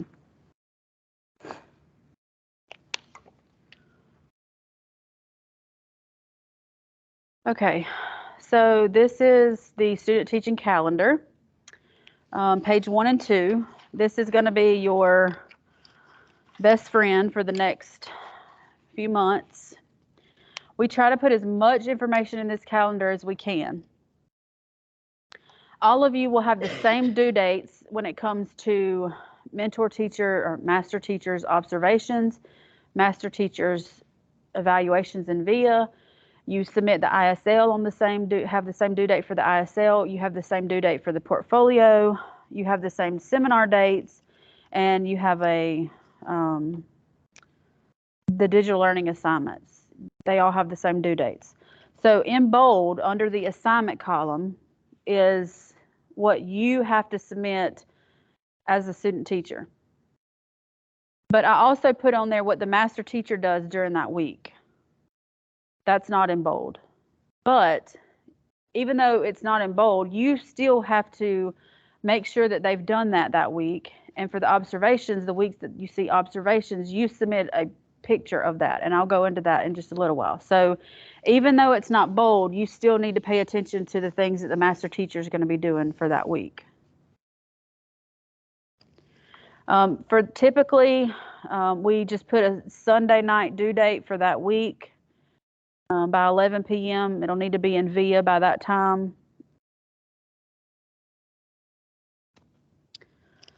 And then you see the seminar dates. We'll go through them really quick. The student teaching orientation is today, obviously right now. And then we have a behavior management seminar on September 1st. It's after school, 5 to 7. It will be here in this room. We have a TEKS seminar, which will be online with a Georgia DOE specialist. She does this seminar for us each semester. She's very knowledgeable with TEKS. So you'll join on Microsoft Teams. I'll send you a link for that. You'll join that on September 20th. And then you'll notice on the next page, I have that resume workshop in here, the first or second week in October. That's the one that I'll have to let you know when that is. But that will be a required seminar/workshop. And then on October 17th, we're doing another online. You'll log into Microsoft Teams and you'll be doing that one with me. I'll log in with you and I'll give you all the information you'll need for your Intern Keys portfolio. So the summative portfolio that you submit at the very end, I'm not going to be talking a whole lot about that today. I'm going to answer any questions and give you the lowdown on that on October 17th. So right now, I don't want you to have to stress about that portfolio. Right now, I'm going to give you the other stuff that's going on at the beginning and in the middle, And then on October 17th, I'll give you all the information you need to know for that portfolio at the end. But I do want to say everything that you do this semester, save it, save it, save it, because you will probably be pulling it out and using it for your portfolio. Like I can tell you, you're going to have to submit your letter of introduction. You're going to have to submit your philosophy of education. Like you're going to have to submit some lesson plans that you did. So all that stuff that you're doing throughout the semester, you'll just be putting it together in one portfolio at the end. The portfolio at the end is not meant to be something huge to take up a lot of your time. It's just meant for you to compile a lot of stuff that you've done together into one summative portfolio. But I'll give more information about that on October 17th. And the reason I do it online is, one, we try to split it up and have y'all come to campus some and have y'all do online some. And if we do it online, I can share my screen with you all and I can show you some things on the screen. So that's why we did it online for that one. And then November 11th is the mock interview day. I talked about that a little bit earlier. You'll either be coming on the morning or the afternoon. Ms. Whaley will send out a survey to see which you would prefer to come. There'll only be a certain number in the morning and a certain number in the afternoon. So when you get that email from her, it's a good idea to go ahead and choose morning or afternoon before the time slots fill up. We normally give our interns the first option at whether they want to come in the morning or the afternoon. And then we'll send it out, like that morning we'll send it out to the interns, and then that afternoon we'll send it out to everybody else. But you don't have to worry. I mean, there's going to be plenty of slots for everybody, but what I'm saying is don't wait for a week to fill out the survey. You're going to want to go ahead and click on it and choose morning or afternoon. And that'll be in here. It'll be here. Yes, we'll do that here. And then, okay, yeah, so your so that one, okay, so the behavior management seminar is after school, but if you have to drive, if you have to leave a little bit early, then that's okay. You can be excused to leave early for that one on September 1st. The September 20th, you don't have to be excused because that's online. You can just log in online. The resume workshop may be in the middle of the day. So if it is in the middle of the day, you will be excused from your student teaching that day to come here. So you just won't go to your placement. You'll come here instead on that day. And then the intern keys portfolio seminar will be in the afternoon online. You won't have to be excused for that. Mock interviews, yes, you'll be excused that Friday. So go ahead and let your master teacher know, I know I'm not going to be here on November 11th. I have to go to GSW that day. Whether you choose morning or afternoon, like for example, if you're a student teacher in Sumter County and you want to go that morning to your placement and then choose afternoon interviews, you can do that and just be over here by the afternoon time. But I know a lot of you are probably going to have to drive. So if you have to take off that whole day, that's fine. You can be excused for that day. If you are right here in town and you want to go half a day, that's great. But if you need to take the time to drive, that's okay too. And then your last day of student teaching is going to be November 30th. And then the next day on December 1st, we'll have our final seminar. We'll have a speaker come that afternoon at 1 o'clock, and he'll speak for a few hours. And then I will do the final seminar things like certification information. There'll be things that you have to do online for the Georgia PSC to be able to get your certification. All that kind of stuff goes on at the final seminar. And then the university supervisors will have exit interviews with you where they sit down one-on-one and y'all just kind of wrap up the semester, talk about some of your strengths and weaknesses over the semester. And they will schedule them most of them will schedule them that day on December 1st when you're here. Some of them may schedule it for a different day if you're right here in town and you can come on a different day, but the majority will schedule it on that December 1st day when you're already here. I know there's probably questions about the calendar, but I want to keep moving because the observations and the evaluations and the digital learning assignment, all of that stuff I'm going to talk about more in depth in just a few minutes, so it may make sense to you a little more after we talk about that. The due dates are included for all of this except for reflections and lesson plans. So, and I'll talk a little bit about like how the lesson plans look and how the reflections look in a minute. But the university supervisors can make up their own dates for when you need to submit their reflections. You're all going to have to do some type of reflecting throughout the semester. Some of the supervisors like for you to do like a short reflection each week.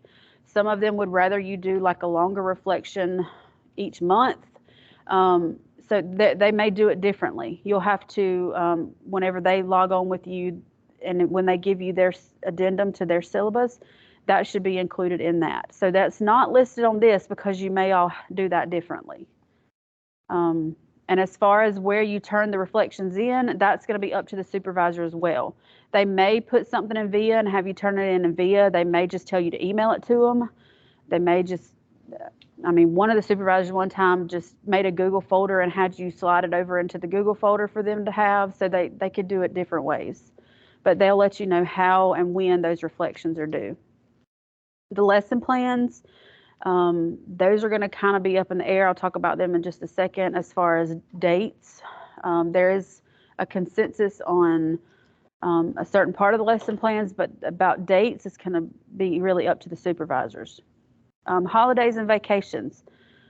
I have on here Thanksgiving break because most all schools take a whole week off for Thanksgiving break on the calendar. Used to, we only had Wednesday, Thursday, Friday, but now most all of them take that whole week. If your school does go on Monday and Tuesday, then you need to go. But according to the calendar, I just went ahead and put the whole week out there. But you will follow your school's calendar for their holidays and vacations. So if they are on fall break at a certain time, then you are on fall break. If they have Labor Day holiday, then you have Labor Day holiday. As far as the GSW holidays are concerned, you don't have to worry about those. You follow what your school is, what the calendar for your school is. Student holiday and teacher workday. You go.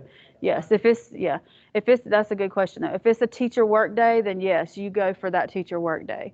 If it's a teacher work day and they might let you leave at lunch, then that's fine. You can do that. Whatever your master teacher is required to do, you do the same thing they're doing. Like now, I will say at one point we had like some teacher work days that the county paid for some of their teachers to go to a training, and of course they didn't have the funds to pay for the student teacher to go to the training. Makes sense. So our student teacher could not go with her master teacher to that training, but she asked another teacher if she could just come in and work with them that day during that work day. And there were some things that she used that time for planning, and there was some things in the classroom that the master teacher left that she looked at and went over while the master teacher wasn't there, which is not typically going to happen often, but it could be a case where something like that would happen. If you do have a case like that, just let me know and we'll work through it. But otherwise, follow the same schedule that the school system and your master teacher follows.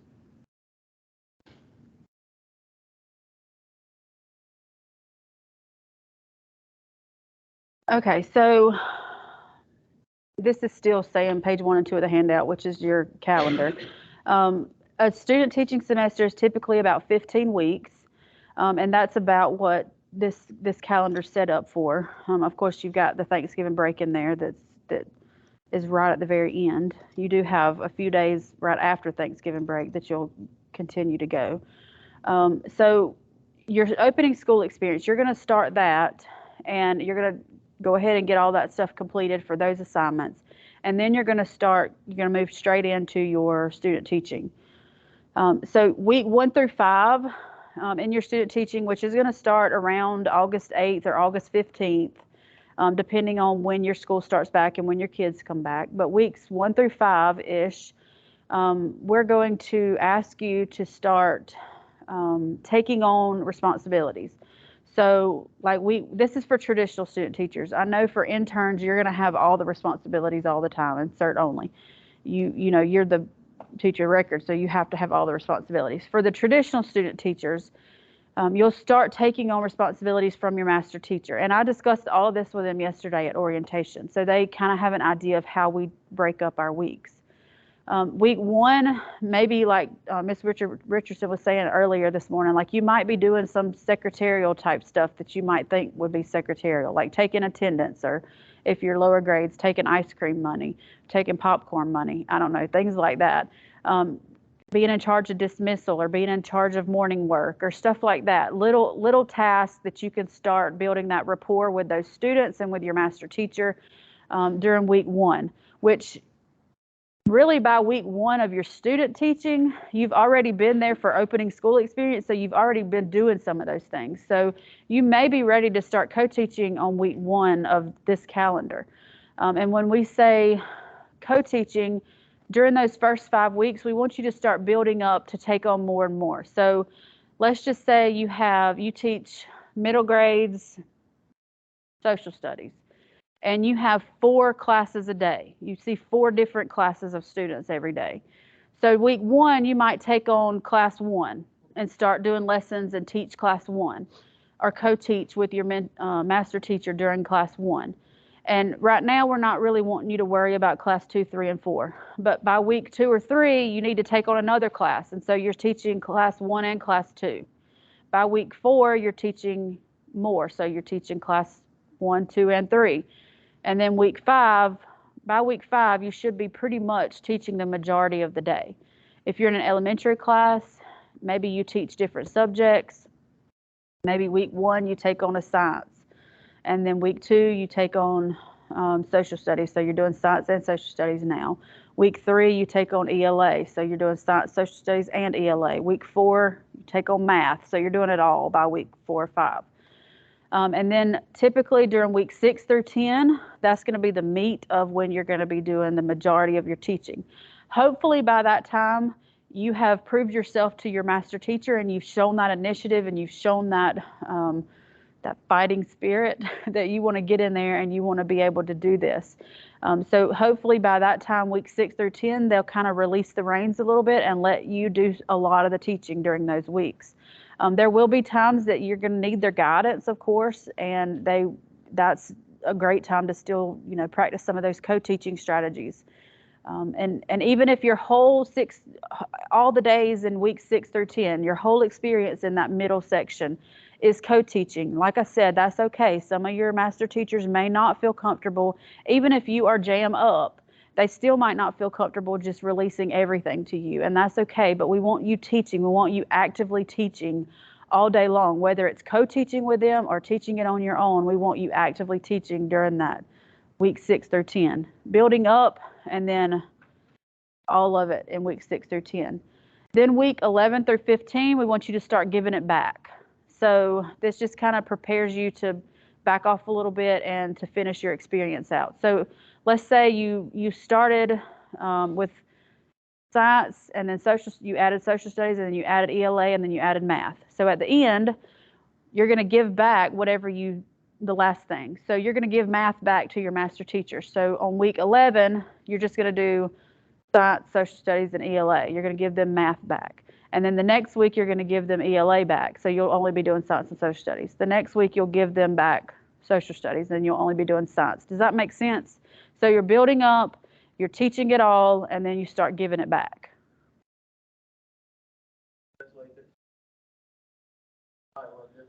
So PE, you're going to have classes throughout the day. So let's say you have, I don't know how yours would look. Mr. Cribbs will be able. Yeah, so Mr. Cribbs will be able to talk to you a little bit more about that. But let's say you have 12 PE classes during the day. You see 12 classes. Then that first week, you might want to do like 2 or 3, or the second week, you might want to do 2 or 3 classes, and then take on 2 or 3 more classes, and then 2 or 3 more classes. And I'll tell you, your mentor teacher at Sumter Primary, I know him personally, and he's jam up. He's going to help you through it. I promise you, he's going to help you get through it, and he's going to help you, take that on, and then he's going to give you opportunities to teach, and then he'll take it back at the end. But yeah, so if you have any specific questions about this process, your university supervisors know this is how we work, and they understand. And so, let's just say during week 6 through 10 is fall break. Well, you're going to have to skip that week, obviously. So, it may look a little bit different with your weeks, but for the majority, we want you to do about 5 weeks of building up, 5 weeks of teaching everything, and 5 weeks of giving back. The testing, EOCT, milestones testing, things like that. The master teacher's probably going to want to do more of a co-teaching model during that time leading up to the testing, because they're going to want to be reviewing a lot before those tests, right?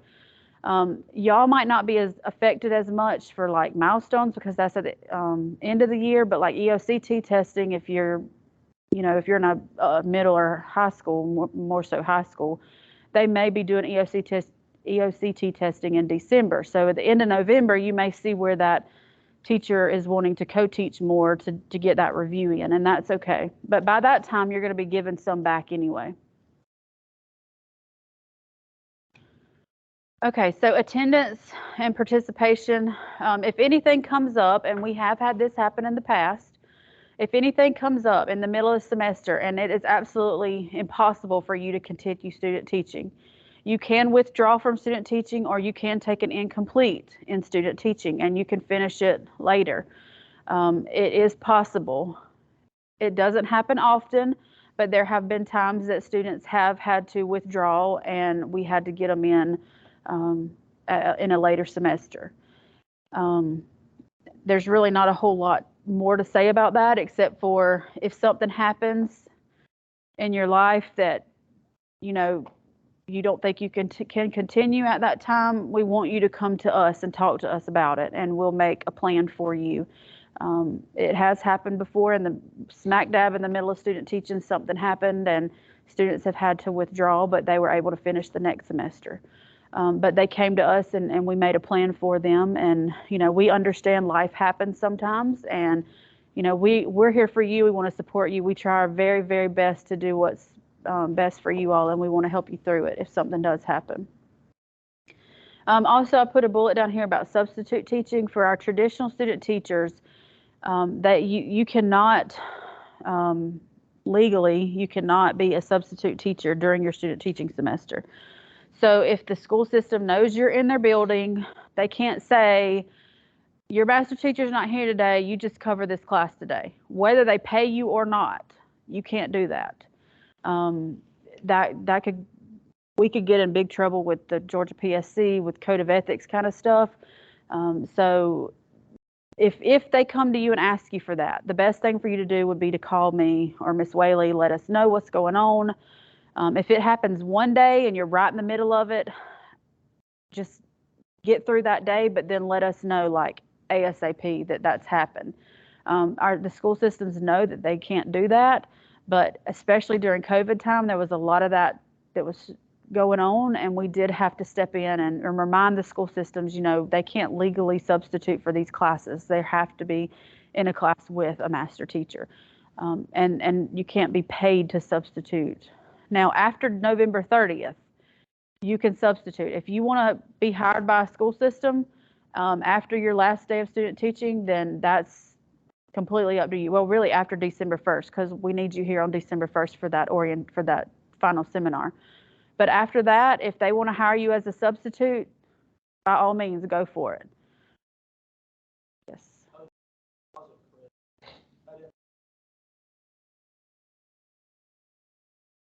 Yes. Yes. So yes, thank you for mentioning that. If your master teacher is out, which that's probably going to happen at some point during the semester, as long as they put a substitute in the class with you, you can teach that day. We prefer you to go ahead and teach that day, because you know those kids and you can keep them under control a whole lot better than that substitute that's coming in. So we ask you, go ahead and keep your student teaching going, go on and teach whatever you're at, wherever your lesson, wherever you're at in your lessons. Don't stop just because your master teacher's not there. Continue to teach, but they do need to have a paid substitute in there, or if it's not, like, even if they put a resource teacher in there with you for the day, that's fine. You can continue to, because I know a lot of times they pull paras and put them in classrooms, or pull resource teachers and put them in classrooms, but it's perfectly fine for you to continue teaching in there with another person that's employed by the school system.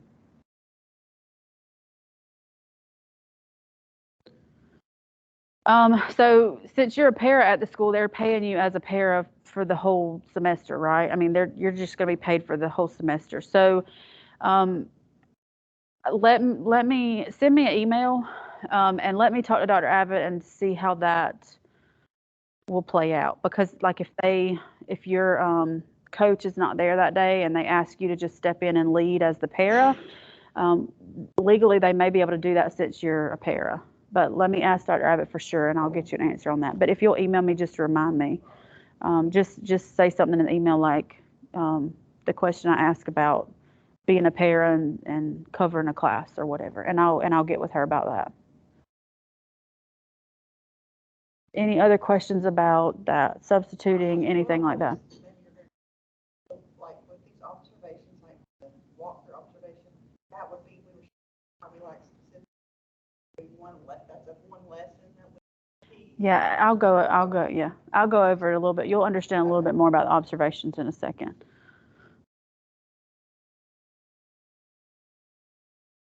I'm not going to play this whole video for y'all, but if you've never heard of Rita Pearson, the late Rita Pearson, please look her up. She was a wonderful motivational speaker. You would love some of her videos. I'm not going to take time to play this video, but Rita Pearson, look up some of her inspirational videos if you've never have. She passed away, but She did, yeah. they're like recent. A few years ago. Okay, so still with attendance and participation, and this is more so for our traditional student teachers, because as a para and as a cert-only intern, you're going to have to be there because you don't have a choice. I mean, you're being paid and that's your job. You have to be there. But as a traditional student teacher, things may come up. The GACE, you may need to take a day to go take the GACE. You may schedule your GACE and you may need to take a day off of student teaching to go do that. You may get called in for an interview from a school system. So you may need to take a day of student teaching to go do an interview with somebody. There may be illness or death with an immediate family member, things like that. If stuff comes up, I do need documentation. So let's say you do register for the GACE on November 20th. I don't know. I will need, which I hope you take it before then. You got to take it before graduation. So let's say September 20th, you have the GACE scheduled. You'll need to send me some type of documentation where your GACE is happening that day, an email confirmation, something like that, so that I can save it in your file. Also, send that to your university supervisor. You can just send it to them and copy me, or just put us both on the email if you know that you have to be out for the GACE. Also, with an interview, if you know you have to be out on a certain day to interview with a school, maybe they've given you some type of email confirmation about an interview coming up. They may have just told you by word of mouth that you have an interview. If so, just send us an email saying that you have an interview scheduled on this certain day with this school with this principal, something like that, so that we have that documentation. We are giving you 2 free days to do that. If you do need to take the GACE, or if you do need to go be out to interview, you can miss 2 days without having to make them up at the end. After 2 days, I'll get to you in just a second, okay? After 2 days, then we're going to ask you to make up any of your absences. So even if they are illness, GACE, like if you take the GACE 2 times and you interview, that would be 3 absences. Even if it's things like that, after 2, we're going to ask you to make those days up. So between November 30th, well, December 1st, and graduation, you may have to make up days during those, the days right before graduation. If for some reason you miss way too many days and you don't have enough days to make it up after graduation, then you would have to take an incomplete for student teaching, and you'd have to make up those days in the spring. That's not going to happen. We're not going to have to go through that, but it has happened in the past, so I do just want to mention that. But after 2 days, you will have to make up any other days. And we do need documentation. So for illnesses, doctor's excuses, for death or illness of an immediate family member, give us some kind of documentation for that as well. You really only have to send that documentation to the university supervisor, but if you'll send it to me as well, I'll save it in the file and we'll all be on the same page with that. Any days you miss will have to be made up before graduation, and I just put that in there. If there's not enough days, let's say you've missed 10 days and you've got to make up 8 days, and there's not enough days between December 1st and graduation, then you would have to take an incomplete for the course and make them up in January. Okay.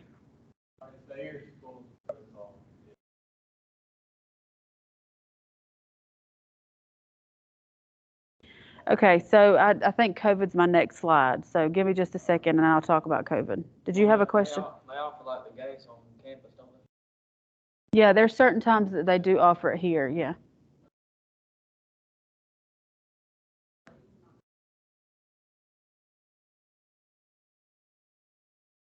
Yeah, something to do with the wedding, and that can be one of your 2 free days. You know, I mean, I know there's certain things that come up like that, like, you know, that you have to do. So that's why we wanted to come up with a consensus that everybody gets, you know, a little bit of leeway to do something like that.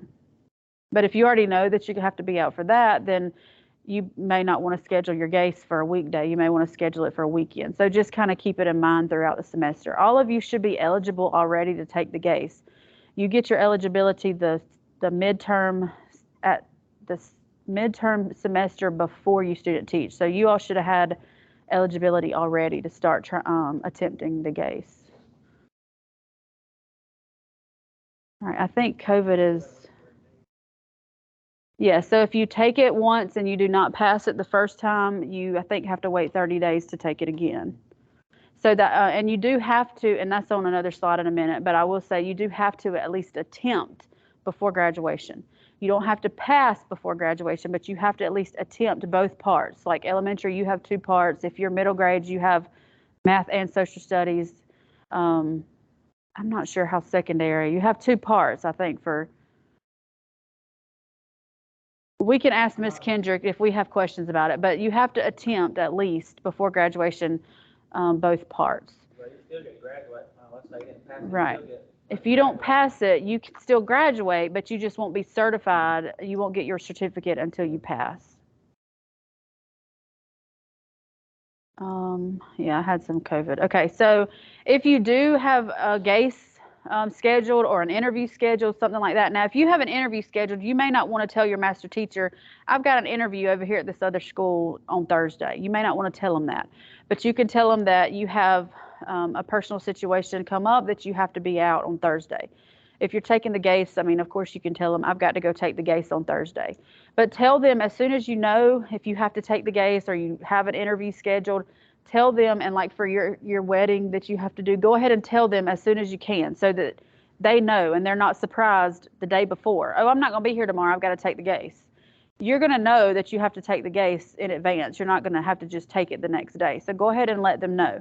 If you have an illness or a death and you're in illness for you or illness or death in the immediate family member, we know that can be, immediate, but we ask you to please notify your master teacher and your university supervisor by like 7 o'clock that morning. If you know you're not going to be going in, most schools make you be there by 7:30 or 8. So please let them know before 7:29 or 7:59. Let them know before that you're not going to be in that day, that you're sick or you've had a death in the family or your child's sick or whatever.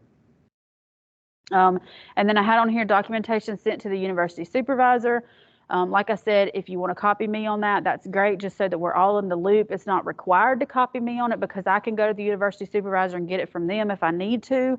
But for at minimum, you have to send it to your university supervisor so they have that documentation.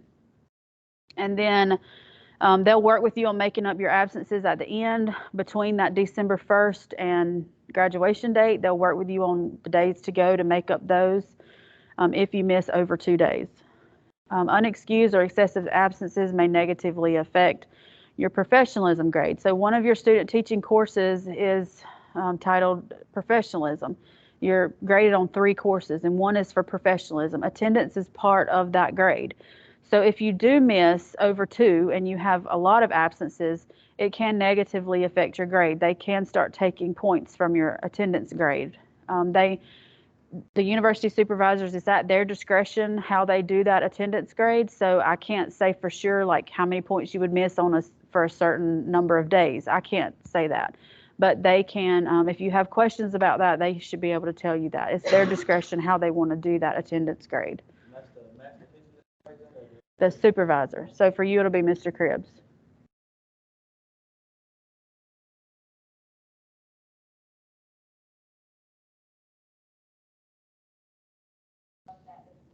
No, thank you for saying that. No, the seminars doesn't count. So mock interviews would not be part of that 2 days. The resume workshop would not be part of those 2 days. You'll still come to those, and then you can still have the 2 days to use that as you need them. Now, I will say, let's say you haven't used your 2 days, and you're at the end. You're at November 28th and November 29th and November 30th, and you just decide, well, I haven't used my 2 days. Let me just not go to school those 2 days. Please don't do that. I mean, we're giving you these 2 days for reasons, but we like for you to give us documentation. We don't like for you to say, oh yeah, I just haven't used my 2 days, I'm just going to be out. That's not really an excused absence. So if you don't use the 2 days, great, that's wonderful. Just don't use the 2 days. But if you need the 2 days, they're there for you to have that leeway if you need them. I had a teacher back in middle school, he used to use it every 6th day every year. He's like, man, I'm gonna do some yard work tomorrow, I ain't gonna be here. Well, yeah. What did you say?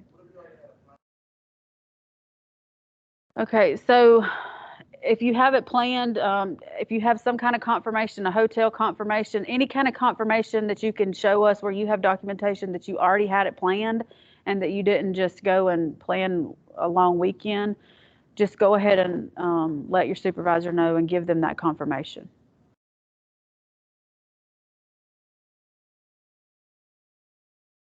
Okay, so COVID, I'll talk a little bit about COVID. I thought we were on the downhill slide for COVID, but just this past couple of weeks, I've heard of numbers going up again. So this could be an issue this semester. We're knocking on wood that this is not going to be an issue, but it could be an issue for COVID. We're basically going to have to take it case by case. If you get COVID and you have to quarantine for 5 days, whatever it is the CDC says now, if you have to quarantine or if your class is shut down for however many days, if you're exposed and you have to quarantine for however many days, we're going to have to take it case by case. You will have to make up some of those days at the end. I don't really know. We'll have to just play it, like I said, take it case by case, and at the end we'll have to determine how many makeup days you have to have. Hopefully you won't be exposed to COVID and then get COVID and then your class be quarantined for COVID. Hopefully you won't be out 3 or 4 times during the semester for COVID. But if that happens, we'll have to figure out a plan for you. So we do need documentation. If your class is quarantined, you should have an email from your principal or something, or have the principal send you something or write you something that your class is quarantined. If you have COVID, you should have some type of doctor's excuse. If you have an immediate family member that has COVID and you've been exposed, you should be able to provide us with that doctor's excuse. So give us some type of documentation for that. If you do have COVID, obviously do not go into the school, obviously, but you need to notify your master teacher and your university supervisor ASAP to discuss the situation. And then also any kind of COVID absence, you've got to notify me because I'm keeping a spreadsheet for COVID related absences.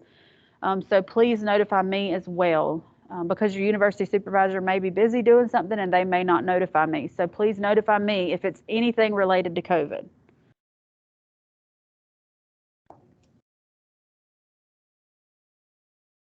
Right, yeah, so follow the school's guidelines. I'm pretty sure they'll probably give you that information at pre-planning. You'll know all of their policies, protocols, all of that. So follow their guidelines and just let us know what that is and what it's going to look like for you. In the event that a class goes online, in the event that a class is quarantined, they may put that whole class in online learning for that week. And if it's where you can log into that online platform with your master teacher, then we can still consider you teaching that week and it wouldn't be a makeup day. Does that make sense? So every situation is going to be a little bit different. That's why I said we'll just have to take it case by case. If you get COVID and you're really sick, then you're not going to be able to log on anything. Even if the kids are online and you're really sick, you're not going to be able to do it. So it'll just be we'll determine what to do in each situation. All right, the code of ethics, we're not going to watch that code of ethics video. We're not doing all that. I just want you to remember while you're in the school, You may have some type of code of ethics training or some type of workshop on code of ethics during pre-planning when you get out there. Code of ethics is a big deal right now, especially with social media like they were talking about earlier this morning. All of that falls under the code of ethics. Y'all have had that code of ethics training every year that you've been here in the program. Well, even intro, you had the code of ethics. So you all are familiar with the code of ethics. You had the code of ethics assessment either at entry or you'll have it again at exit. So code of ethics is a big deal. We all know code of ethics is a big deal. And I just wanted to mention it here. If you have any questions about code of ethics, the best way to get answers for that is going to be like calling and talking to your Page lawyer. Like when you sign up for liability insurance, you're a member of Page. If you're using Page or GAE, and you are entitled to a lawyer at any time. So, if you have questions about something that may have happened that you feel like is a code of ethics violation or something, you have that right to contact your lawyer. And all you have to do is go on the Page website, and that gives you information about who to contact and how to contact them. This is the exam that I was talking about earlier. If you didn't take it at entry, you'll take it at exit, but I will give you a voucher about midterm, about October. You'll get a voucher. You have to take it at least 2 weeks before graduation because it could take up to 2 weeks to get your results back, and we have to have the official results before graduation. So if I give you that voucher in like October, you need to take it before the very end of November because I think December 9th is graduation. Is it the 9th? Do y'all know? 9th. So you'll need to take it 2 weeks before then for us to be able to make sure we can get your official scores. You say, like, if I did the entrance thing, it was a few years ago, I don't know if that's or whatever. If you did it, then you don't have to worry about the exit. If there's for some reason that you have to take the exit, Miss Kendrick will let me know, and then I'll give you a voucher code. She has all that information and she keeps up with it, so she'll let me know who has to take the exit. All right, GACE 2. So you have to at least attempt GACE 2 before graduation. It can take up to 2 weeks for us to receive your official scores for that as well. So you need to make sure that you have attempted GACE 2 by the middle of November. I would say the middle of November. You don't want to push it any further than that. Go ahead. So if you put in Georgia Southwestern to receive your scores, then more than likely we get it. But I will say that Miss Kendrick will let me know about the first, maybe October-ish midterm. She'll usually let me know. She'll send me a list of people that have not attempted GACE yet. And so Miss Whaley and I will start emailing.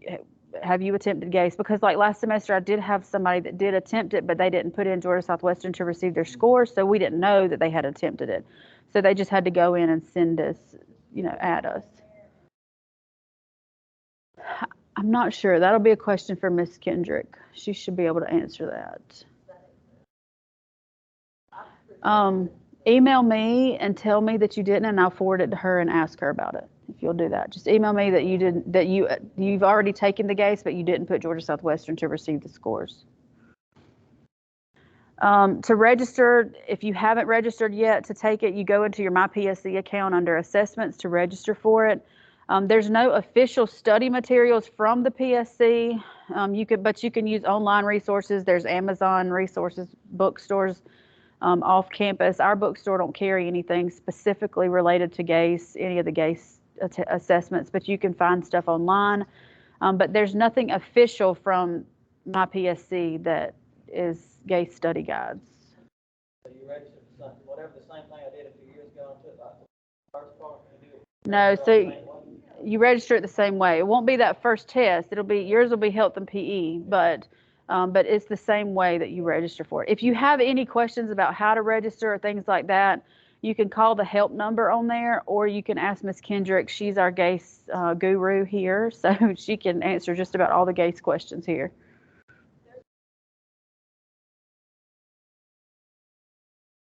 Oh, good. Great. Sounds good. If Miss Kendrick sends me that list and your name's on it and there's some problem, then we'll get her to request it or something. Yes. I believe I've talked in the past, I said the best thing to do, like fail a certain part the first time, just try to make sure you remember at least like half the questions, so then you can go back and if they're Yeah. similar or about the same. A lot of times they are similar. They're not going to be exactly the same, but a lot of times the questions are similar when you take it again.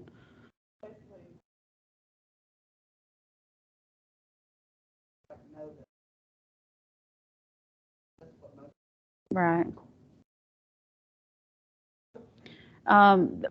So when you get your scores back, a passing score is 220.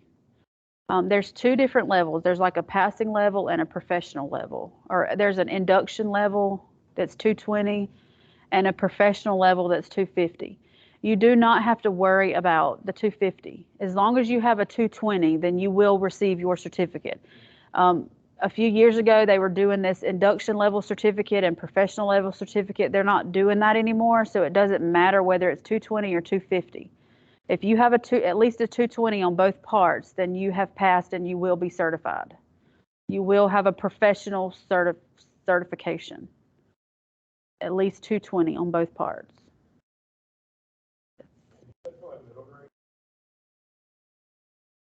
Yes, so you would take middle grades math and middle grade social studies.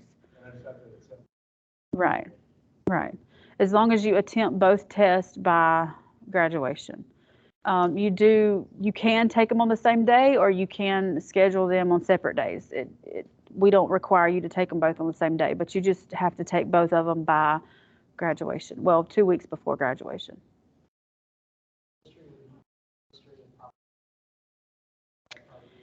I'm not sure how that works. If you'll send me an email and ask me, I'll forward it to Miss Yolanda and I'll ask her.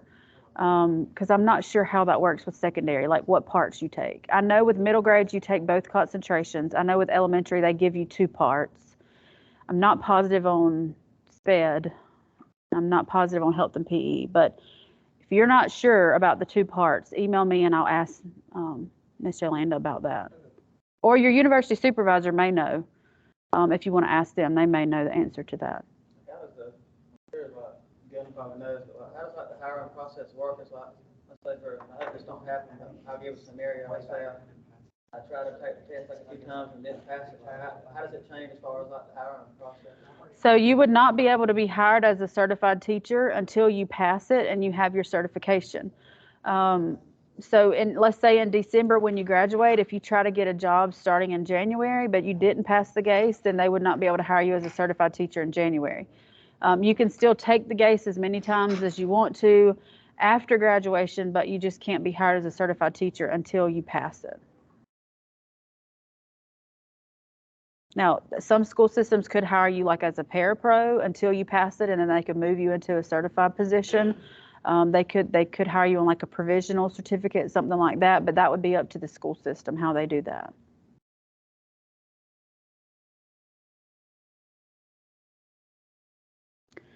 All right, professional dispositions. At the end of student teaching, there'll be a professional dispositions rubric that your master teacher completes for you.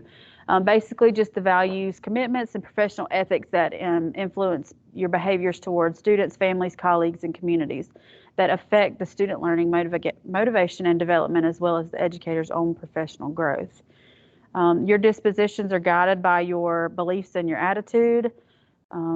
And then, for example, this might include your belief that all students can learn. Like Miss Richardson this morning, she was pretty strong in her beliefs. That was part of her professional dispositions. So as far as the guest-host relationship, the school that you're in, you are a guest in their school. Unless you're an employee, then you're an employee in that school system. But you must follow district policies in that school, and you must keep confidential and privileged information confidential. Anything that you learn from that school system that is confidential and privileged, they trust you as a student teacher, as a professional, to keep that information confidential and privileged. Same thing with the teacher-student relationship. All of your students, you may have confidential and privileged information on some of your students. For example, if you have special ed students in your classroom and you know their disabilities and you know what's on their IEPs, That information is, confidential to you as a student teacher. You don't go share that with another student teacher. Johnny over here has autism. That's confidential information. Those things that you see and hear in the classroom and on documents, you keep that confidential and privileged to yourself. As far as corporal punishment, as a student teacher, you are not allowed to administer or observe corporal punishment. If they ask you to sit in on corporal punishment or be a witness for corporal punishment, you let them know that you cannot do that. You are not legally able to do that as a student teacher. We haven't had that issue recently, but we do want you to know that you cannot administer or observe or witness corporal punishment. Suspected child abuse, if you have a suspicion that a child in your class is being abused, you need to take the proper steps to let somebody know about that. You would first go to your master teacher, and your master teacher may take that information and they may go ahead and send it to the counselor, and then it go up the ladder from there. But it's your responsibility to tell your master teacher if you're in a classroom with a master teacher. If you're not, if you're in your own classroom as an intern, you would go to either your counselor or your assistant principal, whoever it is that you go to for that. You would do it in those steps. So I will say that if you have, especially for my traditional student teachers that are not employees of the school system, if you have a suspected child abuse case, it may be a good idea to, once you tell your master teacher about it, at that point you're gonna drop it. You've done your due diligence. You've told your master teacher, and at that point your master teacher takes it up the ladder. But it might be a good idea if you would email me and let me know that you have told your master teacher this happened. For example, last semester I had a student teacher that was in a situation like this. There was a suspected child abuse issue going on. She noticed the issue. She told the master teacher about it, and she emailed me and said, I just want to let you know that I have told my master teacher today. That way we have the date. She didn't go into detail about what happened. She did give me a little bit of information about it. That way it covers her in the event that anything were to happen later with that situation. She told her master teacher she did her due diligence, what she was supposed to do. And I have that as well. So she has proof that she told the college that she did her due diligence. So if you have a case like that, it would probably be a good idea to email me, and I will save that in a file. And if it's ever needed later, we will have it.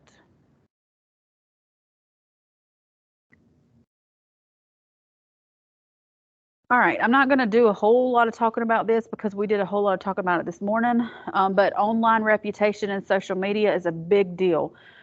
How you represent yourself on social media, those other teachers in the school, the principals at the school, they are going to be looking at social media. I don't care if you set everything to private. There's some way or another going to be able to see something on your social media if you have social media accounts. And I just want to share a quick story. So one of the student teachers we had in the past had a Snapchat, and they were sending things over Snapchat. Well, they were thinking, oh, it goes away. They can't save that. And if somebody saves or takes a screenshot of your Snapchat, it tells you that they've taken a screenshot of it, right? So they didn't take a screenshot. So that student teacher was like, oh, it, didn't think anything about it, like that it wouldn't come up later. Well, a couple of days later, the situation came up.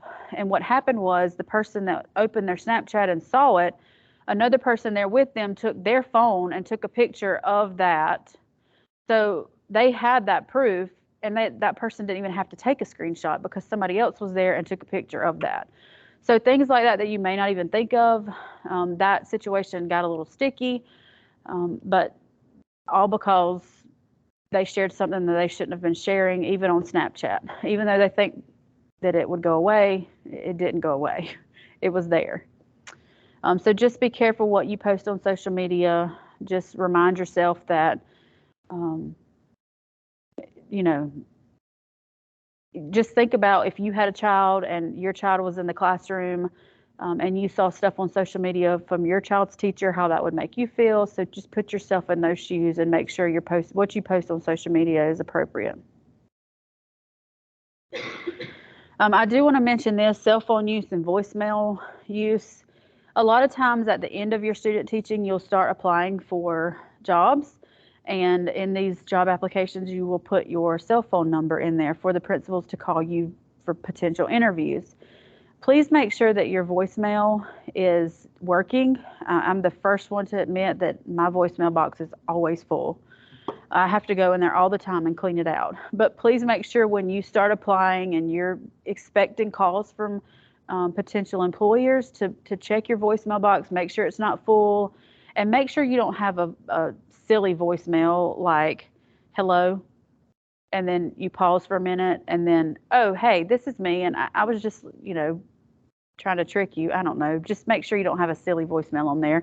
Make sure it's a decent voicemail, or just your phone number like some people use.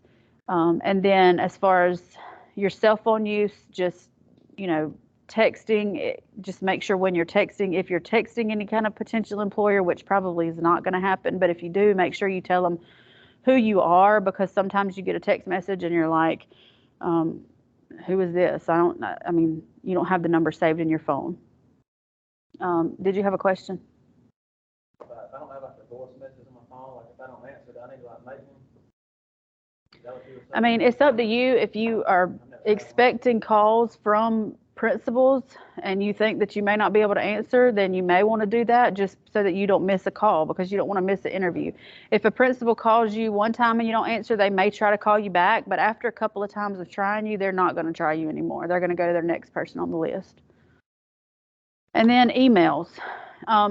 When you are writing professional emails to other colleagues, even other student teachers, any type of professional email for college classes, for employment, back and forth with your master teacher or to a potential employer, a principal, assistant principals, please make sure you're using email etiquette and you're making those emails professional. Don't email like you text. If you use abbreviations when you're texting, please don't use those abbreviations in your emails. And it's always good to start an email with some type of good morning, good afternoon, dear so-and-so. You don't have to, and you'll probably notice sometimes when you email me, I may reply and I may not say good afternoon or good morning or so-and-so. I may not use your name. I may just go in and I may just go in and start typing. But if you, especially with potential employers, just make sure that you're using as best email etiquette as possible. Dress code policy. I have a picture of mask on here. So ask your master teacher and your school system if they require masks. Like I said earlier, that a lot of them are not requiring masks now, but it could be a possibility if COVID numbers keep going higher that a school system changes and they start requiring masks. Just whatever the school system policy is, you do that. If they do require masks, then you do have to follow whatever their policy is and wear the mask. Otherwise, what to wear. Now you'll see on this picture that a couple of these are really dressed up. We're not saying wear this kind of stuff every day. You don't have to wear a suit and tie every day. But dressing professionally, wearing slacks for men, wearing slacks and button-down shirts, collared shirts, sometimes ties. You don't have to wear ties every day, but you do want to impress. So you may want to wear ties occasionally, especially if you're having an interview or something like that. You probably want to wear a suit and tie. For women, the business professional here, we're not saying do that every day. If you want to do it occasionally, that would be great. If you want to do it during interviews, that's even better. But for the most part, you'll wear more business casual during the day. Nice shirts, slacks, skirts. We just ask that you not wear jeans all the time.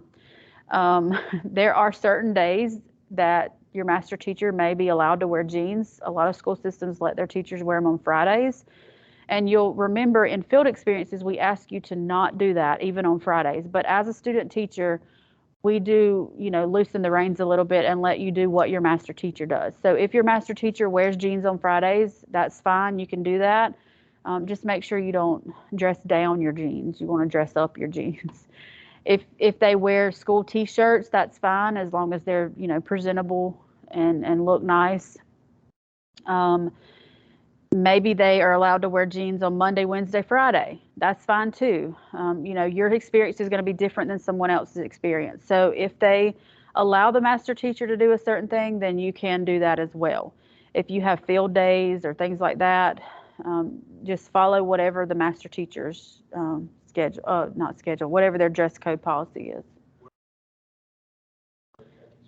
So for you, I would say no, not for middle grade, secondary. I would say no. The only time we say that shorts may be permittable would be PE. If the coaches are wearing athletic shorts, then we would say that would be permittable. But for the most part, for middle, secondary, for males, we ask that you wear khakis or just some type of dress pants, and then jeans on those days that they can wear jeans. So you're saying for me, like, if I go for a week and start wearing gym shorts, I don't have to wear khaki shorts? Gym shorts. Right. If I were you, I'd probably start by wearing, something nice. But then if you see your master teacher wearing gym shorts, ask him. Say, do you think it'd be okay if because like I said, your master teacher is going to be very involved. And just say, do you think it'd be okay if I start wearing these gym shorts like you are wearing? Our school, we teach wear jeans every day. Then you're fine. That's what Yeah. we do. Yeah. If they let y'all wear them every day, then And we can go wear for it. school t-shirts every day. If that's what they allow y'all to do, then go for it. I wish I worked for them when I was in the classroom. Our old principal retired. He was like, you had to have a sticker where, Oh, wow. and she was fabulous, but she was very by the book. Right, right. And then we've got a new principal. He's like, I don't care. I don't care. As long as you're getting the As long as information to you're- your students, exactly. it doesn't So matter. We wear jeans every day, and if it's, I'll wear jeans like a nice shirt. For like Right. a school. Yeah, whatever your policy is, we're good with that. I think you said for opening school.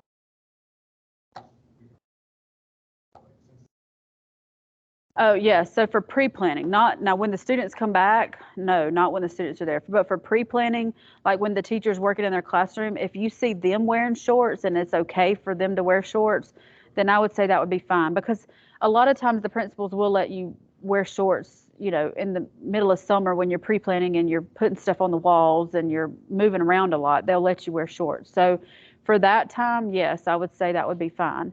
Whatever your master, but now if your master teacher's wearing khakis all week, then you probably want to mimic whatever your master teacher's doing. Well, you have a female, right? So she, it's going to be a little bit, if you have any questions though, just let me know and we'll work through it. Oh yeah, that would be perfect if you could just ask him or another male teacher on their hallway or something like that. Just see what they're doing. A lot of times the principals are going to wear dress clothes anyway. They're not going to dress down even during pre-planning. But if you see other males in the hall or in the school doing something, then I would say it was probably okay to follow what they're doing during pre-planning. And this again, I said this earlier for opening school, wear your student ID if you do not have a school ID. If you are not employed at that school system, then wear your student ID every day. Professional intervention plan. So there have been times in the past that we've had to place student teachers on professional intervention plans. It's not something that we have to do often because by the time you're in your student teaching semester, you're pretty responsible and you know what you're doing. But it is there if we need to use it, and if we need to give you some extra supports, we can use the professional intervention plan during the student teaching semester. So what I will say is I did tell the master teachers yesterday during orientation that we have such a thing as a professional intervention plan. So if they see problems arise or issues arise that you can't work through, then we ask them to contact us, myself or your university supervisor, for us to get with you all and work on a plan, come up with some interventions, and we can start a PIP. But like I said, it's here to scare you. It's It's not something that we have to do often, but we do have it if we need to use that for support. All right, so in VIA, you're going to have that opening school experience course that I showed you earlier, where all of that stuff is going to go. And then in a couple of weeks, by like August 8th or so, like the first week on this calendar, by that time, I will have a new course in VIA for you titled F22 Student Teaching Elementary, or F22 Student Teaching Health and PE. I'll have a new course for that. So your opening school experience course will close after August, and you will not have access to that anymore. That course will close. So everything else for student teaching will be in the new VIA course. Now you'll also in VIA see three so you'll see an internship course, which is what I control from our side of things. That's where you do your time log, and that's where you see your evaluations. Your other three student teaching courses, it will be either EDUC or EDSP or EEDC 4970, 4980, and 4990. Your first four letters will be different based on your program, but you'll all have a course titled 4970, 4980, and 4990. Those are the three student teaching courses. In certain courses is where you'll be submitting work for student teaching assignments. So you'll notice four things in there when you're student teaching: 4970, 4980, 4990, and then an internship course where you'll be submitting your time logs, and that's where your master teachers will be submitting your evaluations. So like I said earlier, your liability insurance, you'll put a picture of that in your opening school course, but I also need you to put a picture of that in this course, in the student teaching course. Make sure that it is good through November 30th. That's your last day of student teaching. If you're an intern or cert only or para, make sure yours is good through the end of the semester. You'll be there the whole semester. The interns need professional memberships. I said that earlier. Track attendance. You're going to enter your hours at least once a week. I mentioned that earlier. It's a good habit to get into, to go into VIA and try to put in your hours every few days, but minimum once a week. Put your hours in. And then also, if you will enter in your time log your holidays and your absences. So let's say you have fall break. Go in your time log, and for October 12th, whatever day it is, October 12th, put 0 hours, and in the description write fall break. For October 13th, 0 hours, fall break. October 14th, 0 hours, fall break, however many days that is. For Labor Day, 0 hours, Labor Day holiday. Whatever holiday it is, go in and put that. That way, when your supervisor is looking at your time log and there's these days that have been skipped, they won't be like, well, where were they at on October 12th and 13th? They'll see that it was your fall break, and there won't be any discrepancies in your time log. Also, if you have to be absent, if you're sick, then go in, put 0 hours sick, 0 hours GACE, 0 hours interview at Crisp County Primary School.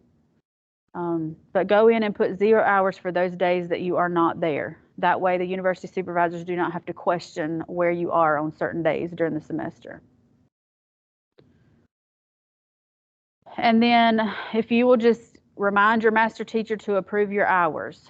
You know, they may not go in every week. We're not requiring them to go in every week. They may go in every couple of weeks.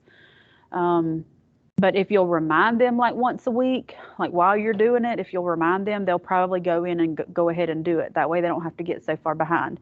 I did have a few master teachers that only went in like once a month, or only went in when they did the evaluations. And when they did the evaluation, they went through the time log and approved all the hours up to that point. That was okay, but at the end, you know, it gets a little tricky because we have to make sure all your time's approved before you graduate. So if you'll just stay on top of your master teacher about going in and approving those hours. And don't bug them about it, but just be nice and just remind them, hey, I entered my hours for this week in VIA. Do you mind going in and approving those when you get a chance? Something like that. Now, some of your master teachers are going to be Johnny on the spot with VIA, and you're not going to have to remind them of anything. They're going to know. But for the most part, you're going to have to just remind them because they're just going to have so much on their brain. All right, so grading. How do the grades work for student teaching? You have the 3 courses I mentioned earlier. 4970 is content knowledge. 4980 is planning and teaching skills. 4990 is professionalism. So we break up all your assignments that you have to do into 3 different grades for student teaching, and that's how you're assigned your grades.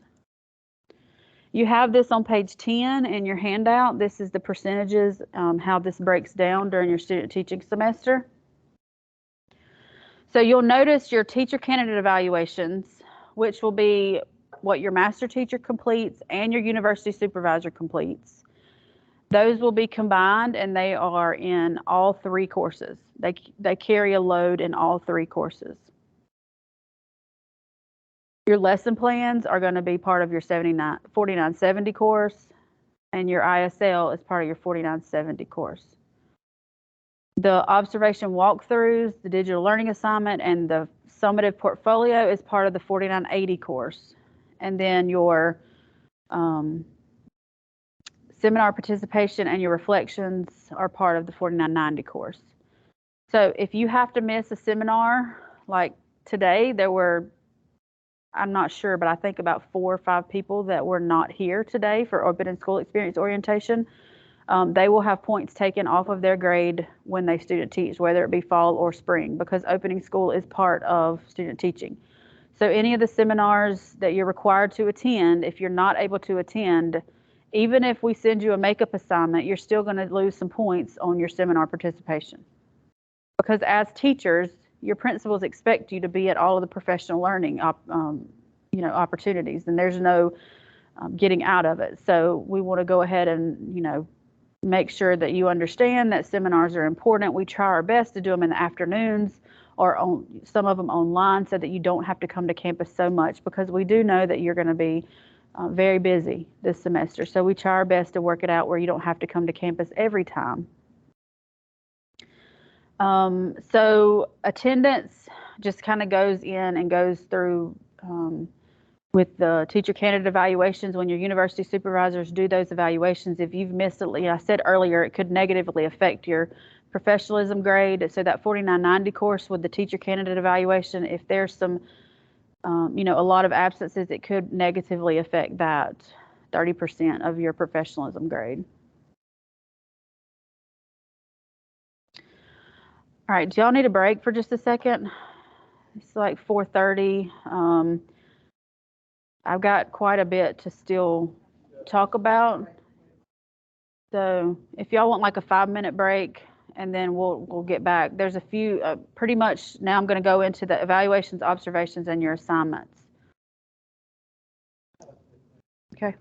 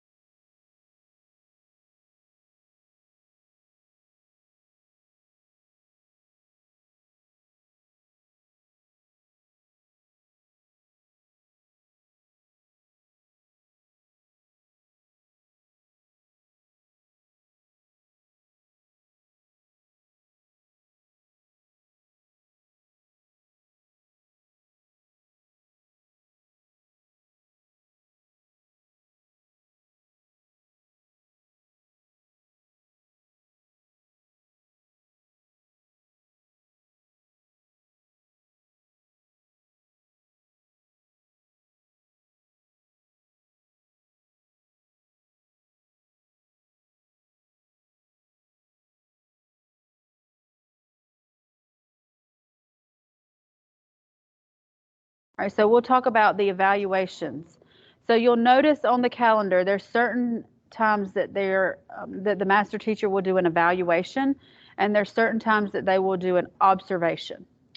So right now I'm going to talk about the evaluation. So the master teacher are going to complete 3 of those. It will be by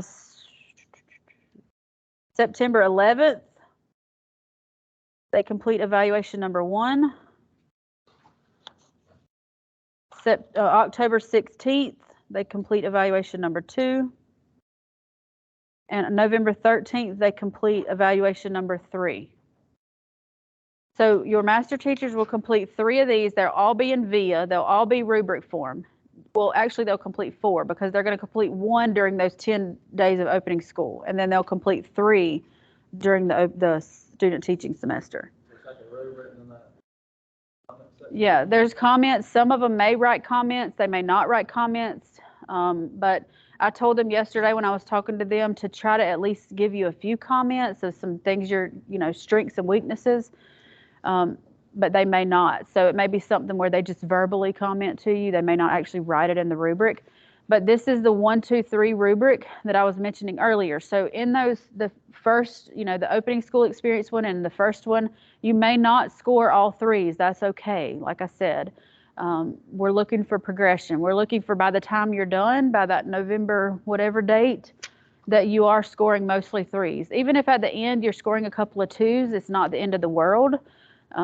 Because there may be a couple of things that you're still working on by the end of student teaching. Maybe you're still working on differentiation. That's a hard thing for a lot of student teachers and first year teachers. Differentiation is hard. So maybe you're still scoring a 2 on that at the end, and that's okay. Don't let it stress you out. But your goal is to score mostly 3s by the end of the student teaching semester. So those will be in VIA. The master teacher will have access to on their VIA account. They'll be able to see those in there. And it will say teacher candidate evaluation number 1, master teacher completes.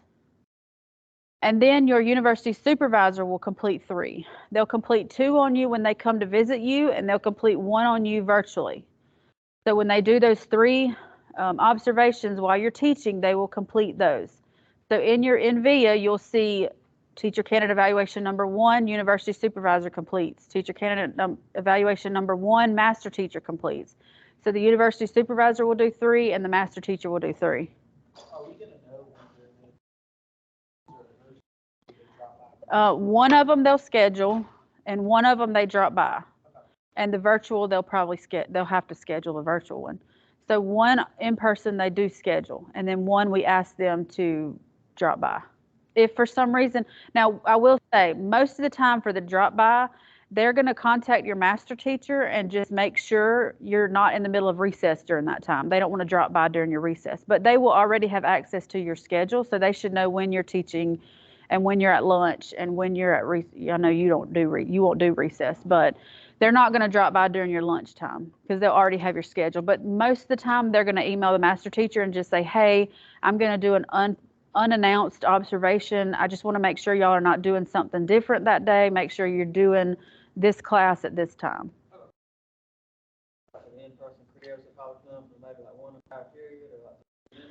No, it won't be an entire period. They may be out there for 30 minutes to an hour, I would say, but probably no longer than an hour, depending on if they have time to conference with you or if they want to conference later. They may not be there as long if they conference later. And then you will be able to review the feedback in VIA. Once they submit that feedback, you will be able to review what they've said. Hopefully it won't be any surprises because you will have communicated with them throughout the semester. And once they do your evaluation, if there is an area of weakness, let's say differentiation is a weakness of yours, they would have already talked to you about that. They would have already said, differentiation, let's try it this way, or let's try these strategies. So it shouldn't be surprises. It should be when you go on and see the results, it should be things that they have already talked to you about.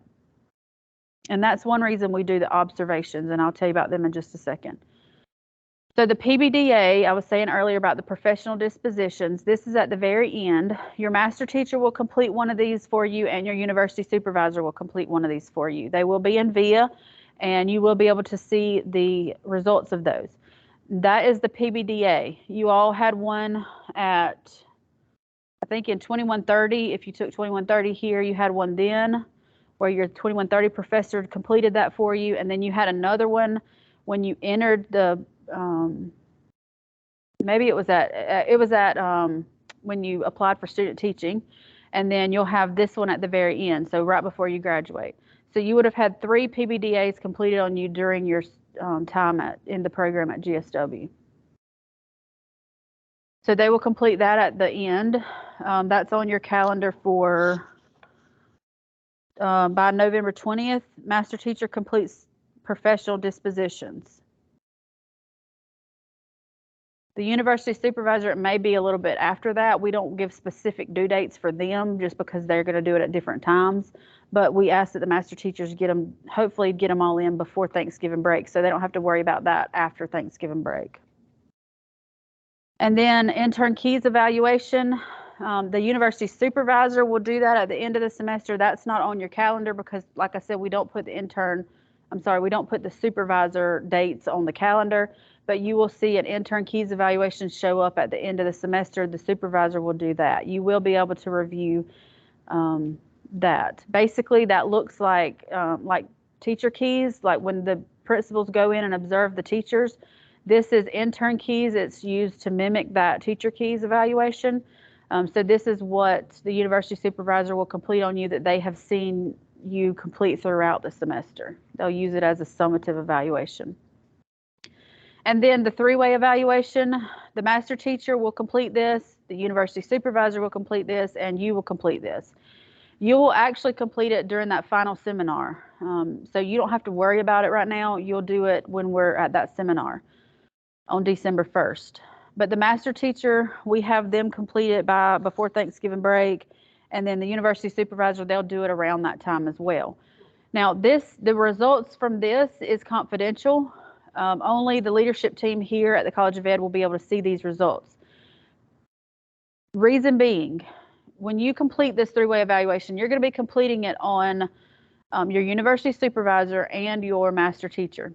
So if your university supervisor was just the bomb and they were amazing, we want you to score them really high so that in the future we can use them again as a university supervisor, right? We want to use our best of the best for our supervisors. Same thing with your master teacher. If your master teacher was jam up and they did an awesome job mentoring you throughout the semester, put that on there. Let us know that information so that we can use those master teachers in the future with other student teachers. If you have a horrible experience, hopefully you would have already told us. But if you don't tell us, and at the very end, you do this evaluation and you tell us that this master teacher, you would not recommend us put another student teacher with them, then that's something that our leadership team would look at and we would make decisions on for the future. So you get to evaluate your master teacher and the supervisor. The supervisor will evaluate the master teacher and the master teacher will evaluate you and the supervisor. So it's a 3-way, and you do not see the results of that. Only the leadership team here will see that. But that will all be at the end of the semester as well. Okay, so in your handout on pages 11 through 20, this is a little confusing, so stick with me for just a minute. Let's start on page 11. First of all, there's not a name on this form, so if you have a pen, go ahead and write your name on it now. There's not a place for your name.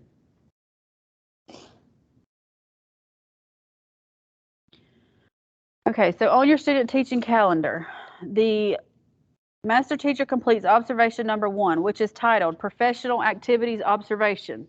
This is observation number 1, page 11. So this is the paper. You'll rip this out of here. This paper you will give to your master teacher during that week. So give it to them on August 15th, that Monday, and say, this is what I need you to do on me this week. These are not hard. They're not designed to be long. They're like checklists. We want your master teachers to just observe you at any point in the day. They could do this while you're taking up popcorn money. We don't care. They could do this while you're teaching a math lesson. Just at some point in the day, in the week, have them complete these, this checklist on you. And so whenever we put the Sunday date on the 21st, your master teacher will give this back to you. Now, they may make copies of it, which is fine. I told them yesterday in the orientation that it was fine if they wanted to make a copy to have for their records, but they need to give this back to you. You will take a picture of this or scan it, however you want to do it. You can do it on your phone. You can use a scanning app or scan it with your notes, however, or take a picture and upload that into VIA in the 4980 course. All of these pictures of these will be uploaded in the 4980 course. Please jot that down. Upload the pictures in the 4980 course. You'll see in the 4980 course, I'll go in and I'll put observation number 1. So you'll click on it and you'll be able to upload a picture. Right. When they fill it out, take a picture or scan it and upload it in the VIA 4980 course. So you'll need to do that by, this first one you'll need to do by August 21st. Have that in VIA by August 21st. If for some reason one of these weeks is a holiday week, maybe y'all have holidays, fall break the whole week, maybe fall break for 3 days. If the master teacher can't do it that week for some reason, just let your university supervisor know. I'm going to have to wait until next week for them to do this because we're not there this week, or we're only there for 2 days this week and my master teacher wants a little bit more time. That's fine, but just let your university supervisor know that if it's going to have to be late for any reason. If you know that you have a holiday the next week and your master teacher can go ahead and complete it the week before so that you can submit it, that's great too. Okay, so this is observation number 1. So that one is due August 21st. The next week, by August 28th, they'll complete the next one. So rip out page 12 and hand this to them on August 22nd and say, please complete this for me this week. And then once they complete it, take a picture, put it in VIA. So are those dates on like Fridays, so we just hand it to them that Monday? Or? Hand it to them that Monday, and you need to have it in VIA by that Sunday. All of these are 4980, yeah. All of them will be submitted. If you want to write on the bottom 4980, that's fine. All of them will go in 4980. It'll just be a real quick upload. Just take a picture and upload it into the VIA 4980 course. So here is where the first 2 observations, the first one is the professional activities. The second one is classroom management. And then from there on out, we start doing a walkthrough form and we alternate. So let's see, on your calendar for August 29th through September 2nd, on August 29th, you're going to give your master teacher this one, observation number 3. On this form, so this will be page 13, but on this form, you'll notice that I have a box up here. This is going to be the same thing on observation 3, 5, 7, and 9. Because what we're doing is on the 3rd observation, they're doing a 3 to 5 minute walkthrough. On the 4th observation, they're doing a 10-minute walkthrough. On the 5th observation, they're doing a 3 to 5 minute walkthrough again.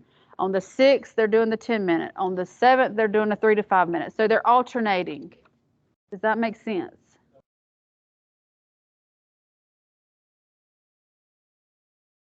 And it doesn't have to be exact.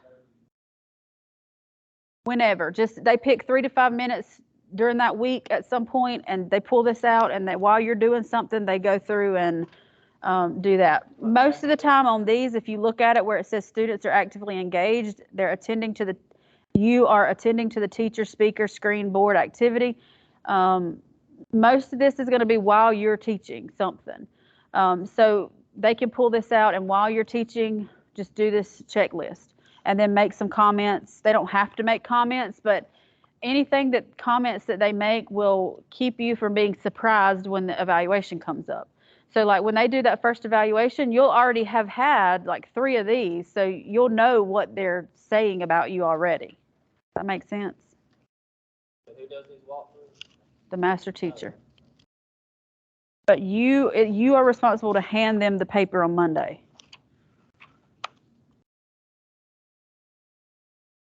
And then by Friday, you're responsible to get it back from them. So if by Friday they haven't given it back to you, remind them they need to do it at some point and give it back to you because you need to take a picture of it and submit it that weekend. Okay, so let's see, what date? So by September 4th will be the 3 to 5 minute walkthrough. By September 5th, you'll go over here to, and I put enough of these in here that you can just rip them out and use them. You'll do the 10-minute walkthrough on by September 18th. And I put all that on here. It says 3 to 5 minute or 10 minute. And it doesn't have to be a true 10 minutes. If they want to take longer than 10 minutes, that's fine. If they take 7 minutes, that's fine too. It's just the title of the observation form and about how long it would take to go through and check off on these checklists. Are there any questions about that? I know it's a little confusing, but I did want to go ahead and print enough copies that you had them and you could rip them out and hand them to them. If you need more copies of these, they will be on the resource page, but there should be enough here that you can just go ahead and punch holes and put them in your notebook, and that week pull them out and hand them to them. And the walkthrough and the professional activities are like 2 separate things? All together? What professional activity? The professional activities. The other page about the walkthrough thing. So this first one, the professional activities, it is an observation. It's just titled something different. So this is number 1 of the 10 observations. This is number 2 of the 10 observations. This will be number 3 of the 10 observations. Does that make sense?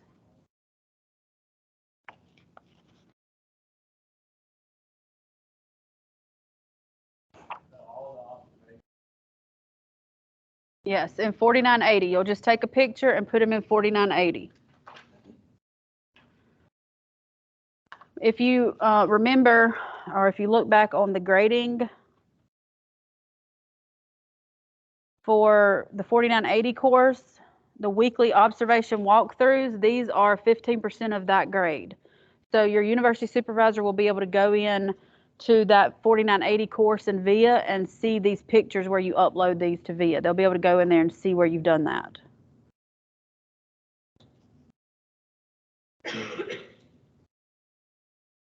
Yes. For the copy in our notebook, Yeah, that's fine. You can just put this one or the one that they write on. Okay, reflections. The university supervisor will give you instructions on how they want you to submit the reflections, how often they want you to do, how many that you have to do, what they want you to reflect on. They will give you that when you talk to them. We don't specifically give you a set number or a set due date for the reflections. The university supervisors make up how they do that how they want to do that. And they may all have different plans. So if you write a reflection every week, you might write a reflection every 2 weeks, or you might write a reflection every month. It just depends on how they want to handle that. Okay, lesson plans.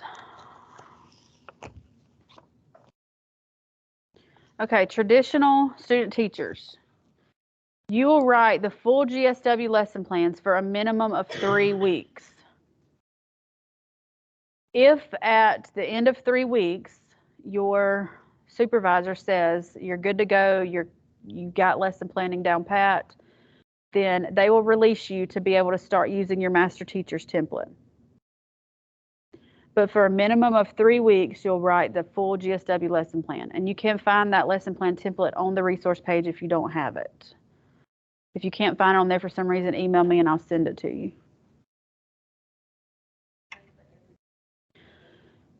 So, like, you're probably going to start writing lesson plans on like week 2, mostly. I mean, you can talk to Ms. Dickens about this. She's really good about explaining this.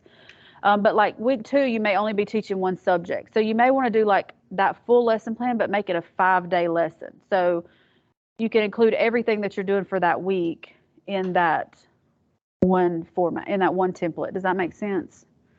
And then the next week, you may have to write one for math and one for ELA. So just ask Ms. Dickens about that. She's going to be really able to explain it better than I will. And as far as the supervisors go, they will kind of tell you when they want these done, because you may not be teaching the first week.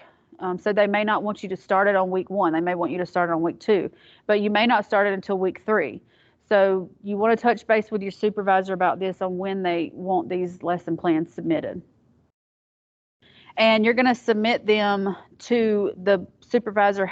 Nope, they're going to be in 4970. Sorry. In the 4970 course in VIA, I'll put up lesson plans week 1. So you'll submit that in the 4970 course, whether it be see, this is kind of where it's going to get tricky. So it may not be week 1 of student teaching, but it would be week 1 of 3 for your lesson planning. Does that make sense? Because you need 3 weeks of full lesson plans. So I'll put lesson plans week 1, lesson plans week 2, lesson plans week 3. But it may not be week 1, 2, and 3 on here. It'll be whenever your university supervisor tells you to write these full lesson plans. Yes. Like a few weeks into it, I just talked to the coach and asked him go over his lesson plan with me real quick, and I kind of go off of that. Then yes, so whatever he is going to be, planning that week, then you'll start making your plans based on what the curriculum is for that week.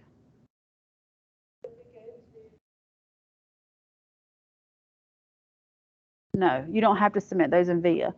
Now, you may have to submit them to your university supervisor. They may want you to submit them some other way, but you don't have to put them in VIA. Only these 3 weeks that are required have to be in VIA. But once you start using their template, then they may just want you to email it to them or drop it in a Google folder or something like that, so that they're going to want to know what you're teaching. I mean, of course, but for us to have data in VIA, we just need 3 weeks of lesson plans in VIA. That'd be like 1 per week, so 3 of them. Well, it depends on what you're teaching. So like for the first time you do it, you might be teaching 2 classes. The second week you might be teaching 4 classes. So it really just depends. Talk to your supervisor for clarification on that, like how that needs to look. For interns, cert only, you are going to submit your own lesson plans. You're not going to have to use the full GSW lesson plan format. So whatever your school or principal makes you submit as a teacher, you will submit that in VIA for those 3 weeks. And then if your supervisor wants you to submit after the 3 weeks, you'll keep giving it to them however they want it, whether it be email or Dropbox, however. But for the 3 weeks, traditional student teachers will submit full GSW lesson plans. Interns and cert only will submit whatever you are creating for your school. Any questions? Like I said on here, the 3 weeks in VIA may vary, so I'm not going to put a due date on them. But at the end, you need to know that you have at least 3 full weeks of lesson plans in VIA, in that 4970 course.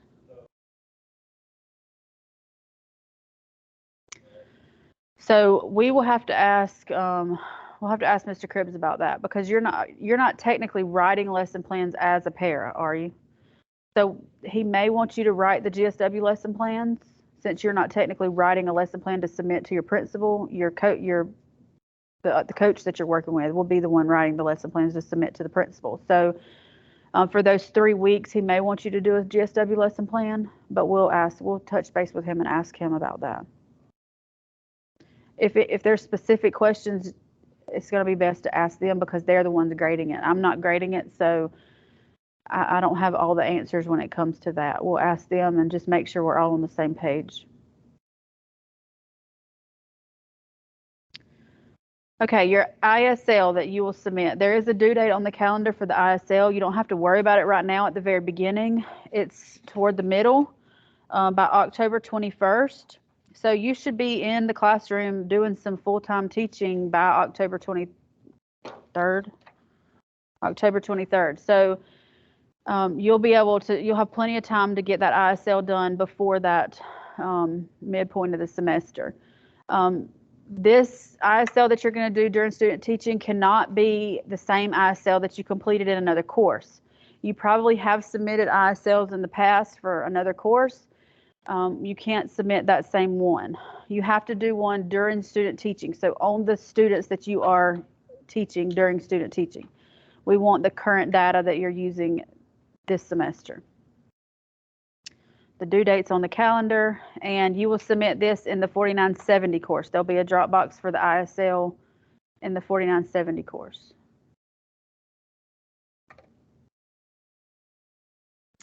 And there is instructions on the ISL starting at page 22. I'm not going to go through all of these, but basically if you will just go through this template and follow this template, enter all the information, answer the questions on the template. Like I said, you've done ISL in the past. This is the same template that you probably used in the past because all of our courses typically use the same template. But if you have any questions about the ISL, contact your supervisor or you can contact me and I'll find out for you if you have any questions closer to time. Now, I will say don't wait until a week before the ISL is due to start doing this because you have to get you have to do a pre-assessment, collect all that data, and then you have to do a post-assessment. It's almost impossible to do all of that in 1 week. So don't wait until the week before this is due to start on it. You can go ahead and start on it if you want to in week 2 or 3 when you start teaching and you're not as stressed in week 2 or 3. You can go ahead and start on it then. I will say this will have to be submitted in your portfolio at the end, so make sure you keep it in a file. Like I said, all this stuff that you're submitting, you will be using some of it in your portfolio. So could you just ISL with one? Yeah, one class. And if you're teaching all subjects, just do it with one subject.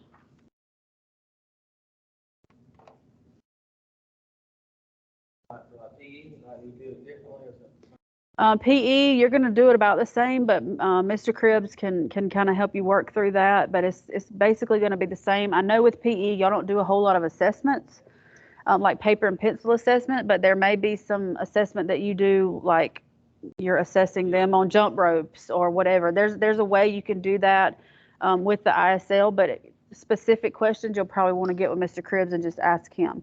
There may be some assessments that you do with the PE students that are pencil and paper, and if there are, that would be great to use for the ISL because it's easier to use that data. If you don't have anything like that, you could create your own assessment. Just do an assessment depending on whatever grade level you're teaching. Do a paper and pencil assessment for your students one day, and then take that data from that and do it again in a week. If you need to create one, that's perfectly fine. That it's registered under, they're gonna get questions from our classes online. They're gonna like emails. For the university supervisors? I don't know how much they'll use Georgia View, but they should stay in contact with you through email. Some of them may do a group me text, but they should stay, like I know you have Miss Dickens and then Miss Stevens will be a little bit in yours too, but Miss Dickens I'm pretty sure does a group me or a group text during the time she does it, and that's kind of how, but sometimes they may email. Yeah, but we won't, I mean, for the most part, we won't see you all, but maybe like once a month when you come to the seminars. So, but the supervisors, when they come out to see you, they may give you some information or. Are you talking about the class that's No, that class, we may have to find out about that class for you. I'm not, that's going to be completely different. If y'all have that, if you have class times, that's different from the seminars. Yes.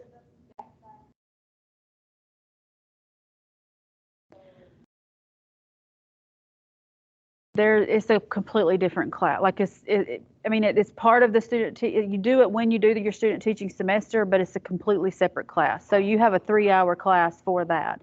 So these 3-hour classes that you have will be 9 hours of student teaching, and then you'll have a 3-hour class for that. and they'll have other assignments. I don't really know exactly what is it the digital, no, for elementary, what is the name of that class?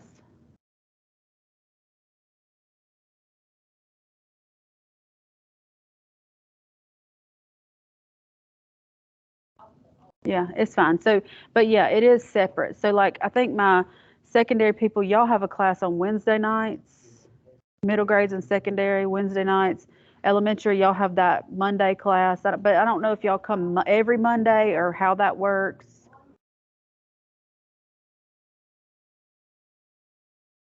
I'm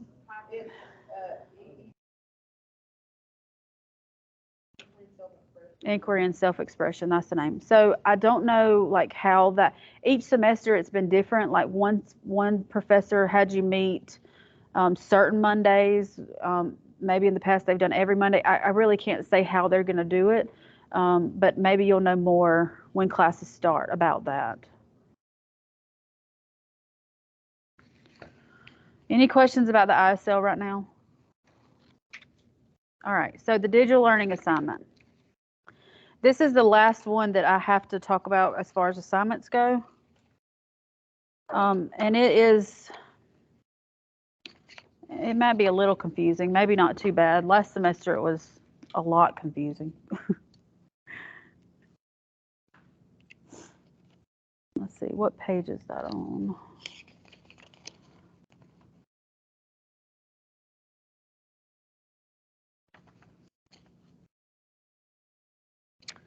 Is it after the ISL?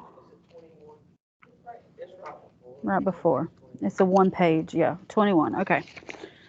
All right, so earlier for opening school, when I was talking about that you would create your digital classroom, this is what you'll be putting in that digital classroom. So in opening school experience, you're going to put that introduction 2 to 5 minute video in there. And then during your student teaching, you'll be putting 14 things in your classroom. So you'll be putting 7 videos of one thing and 7 activities. So I'll go through it in a minute, but 14 things will be uploaded into your either Google Classroom or Microsoft Teams Classroom. Whatever classroom you make, you'll be uploading that into that classroom during the student teaching semester. So you are going to add me during your opening school experience, but since you already know who your university supervisor is, go ahead and try to add them as well, using their GSW email. If for some reason, like those of you that have a classroom already, you can't add us, let me know. All right, so we'll go through the digital learning assignment, and I may be able to pull up an example of something that somebody used last year, and it may make a little bit more sense to you. Okay, so the first thing you should add me, but also add your university supervisor, and then during the weeks on the student teaching calendar. So let's look. They are in bold. So your first one will be due August 28th, digital learning video activity 1. Your second one will be the September 4th, learning digital learning video and activity 2, and you'll have 7 of these throughout the semester. So when I said there's 14 things to upload, it's because you're going to upload a video and an activity for each week. So each of these 7 weeks, you're going to upload 2 things into your classroom. Okay, so the video that you're going to upload is going to be a 3 to 5 minute video. We're talking a short video. This is not something to draw out to make hard. A short video to remediate or enrich a lesson that you did that week. So let's say your lesson was on the life cycle of a frog that week. You are going to make a short video to either enrich your gifted learners about the life cycle of a frog, or you're going to make a remediation video for those lower learners about the life cycle of a frog. So whatever the lesson, one of the lessons, not every lesson you teach that week, but one of the lessons that you teach that week needs to have this 3 to 5 minute remediation enrichment video. It needs to correspond to that. And then, well, let me stop. I'll wait and talk about the activity in a minute. So for these videos, these can be any platform that you want to use: TikTok, Flipgrid, Screencastify, Instagram Reels, Facebook, are they called Reels? I don't know. Any kind of short video platform that you want to, YouTube, you can put it on YouTube, however you want to do it, just so that we can have a link to that video. Now, when you're doing the video, you don't have to be in it. You can just be talking, but it has to be your voice in the video. Don't just find a video of Jane Doe talking about the life cycle of a frog on Google and put that. It has to be your voice in the video. These videos need to be completed when you do not have students. So you do not want to do these in the middle of class. Do these at home, or do these during planning time, or do these after school. There's no students in the videos. It's only you showing your face and talking, or only your voice. It can just be your voice. So when you start the video, you need to mention the objective that you're teaching. Now, I don't want you to just read the objective off of the website. I don't want you to read that whole thing. But if the objective is the life cycle of a frog, or if that's what you're, what you're teaching, that you need to mention that at the very beginning of the video. Don't just start the video about the life cycle of a frog without mentioning what you're about to talk about. And I put on there, it does not have to show you, but you must be talking. Okay, so after you've done this video, then we want you to find an online interactive activity.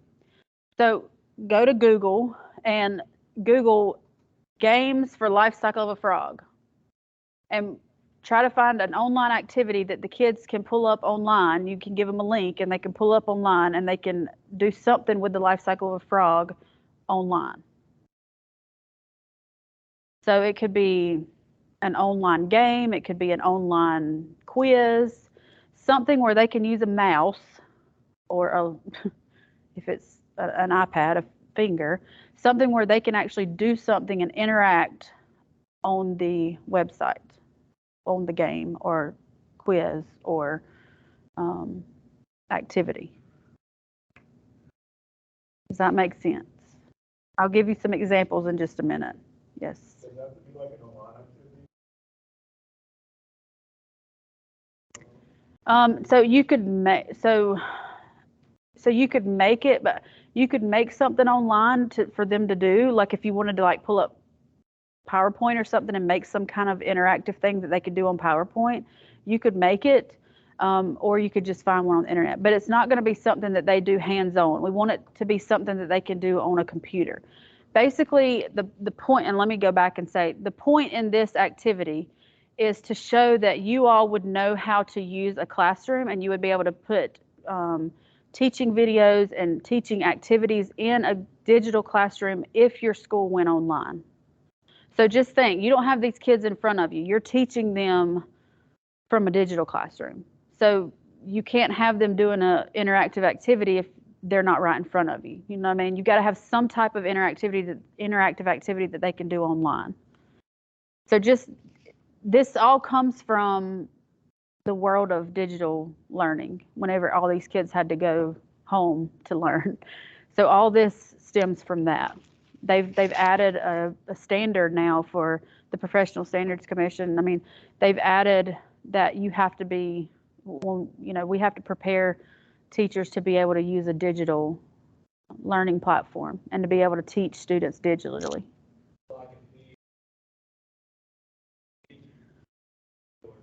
Right, yes. And I do have a couple of examples of PE that I can show you. That's on ask like for PE, I know it's probably a little different than like the normal. Yeah, so for PE, doing your video will be a little bit easier because you could literally take a video and record yourself throwing a ball into a basket, and the skill is a throwing skill. But when it becomes tricky with PE is finding an online activity. So what you might have to do is you may have to gear more towards some type of health standard for the online activity if you can somehow incorporate that into one of the lessons, or if you find something for like a throwing, like skill, you're practicing throwing. If you can just find anything online for throwing. If not, then you could always make a separate video. This is really PE only because all of you should be able to find something interactive online. But for PE, you could make a separate video and have them do it, like you not show them how to do it, but have them do it. And maybe you're counting, like, okay, we're going to throw the ball into the basket 4 times, and you on the video you count. Okay, throw it in there 1 time. Okay, throw it in, go get it, bring it back, throw it in there again. You know what I'm saying? Throw it in there time 2. So yeah, so it's like you're going to be teaching them through your digital classroom. So you need them to be interactively doing something with you if you have to make that video like that. If you can't find anything online. Yes. And you may have to do that with PE. There was a lot of questions about that with PE last time. And the same with music. They may have to do that with music because they don't necessarily have. Now, with music, there may be a little bit more online interactive stuff they could do, but with PE, y'all are going to have limited online interactive activities unless you can correlate health with your lesson. You may find some health activities. All right, any questions right now? If not, I'm going to pull up a few examples just to show you. I've got like a couple of elementary examples. I do have a couple of like secondary health and PE examples and you can click on these and see these examples too, but I also want to show you like one of our student teachers from last semester, what she actually posted on her Google Classroom and did.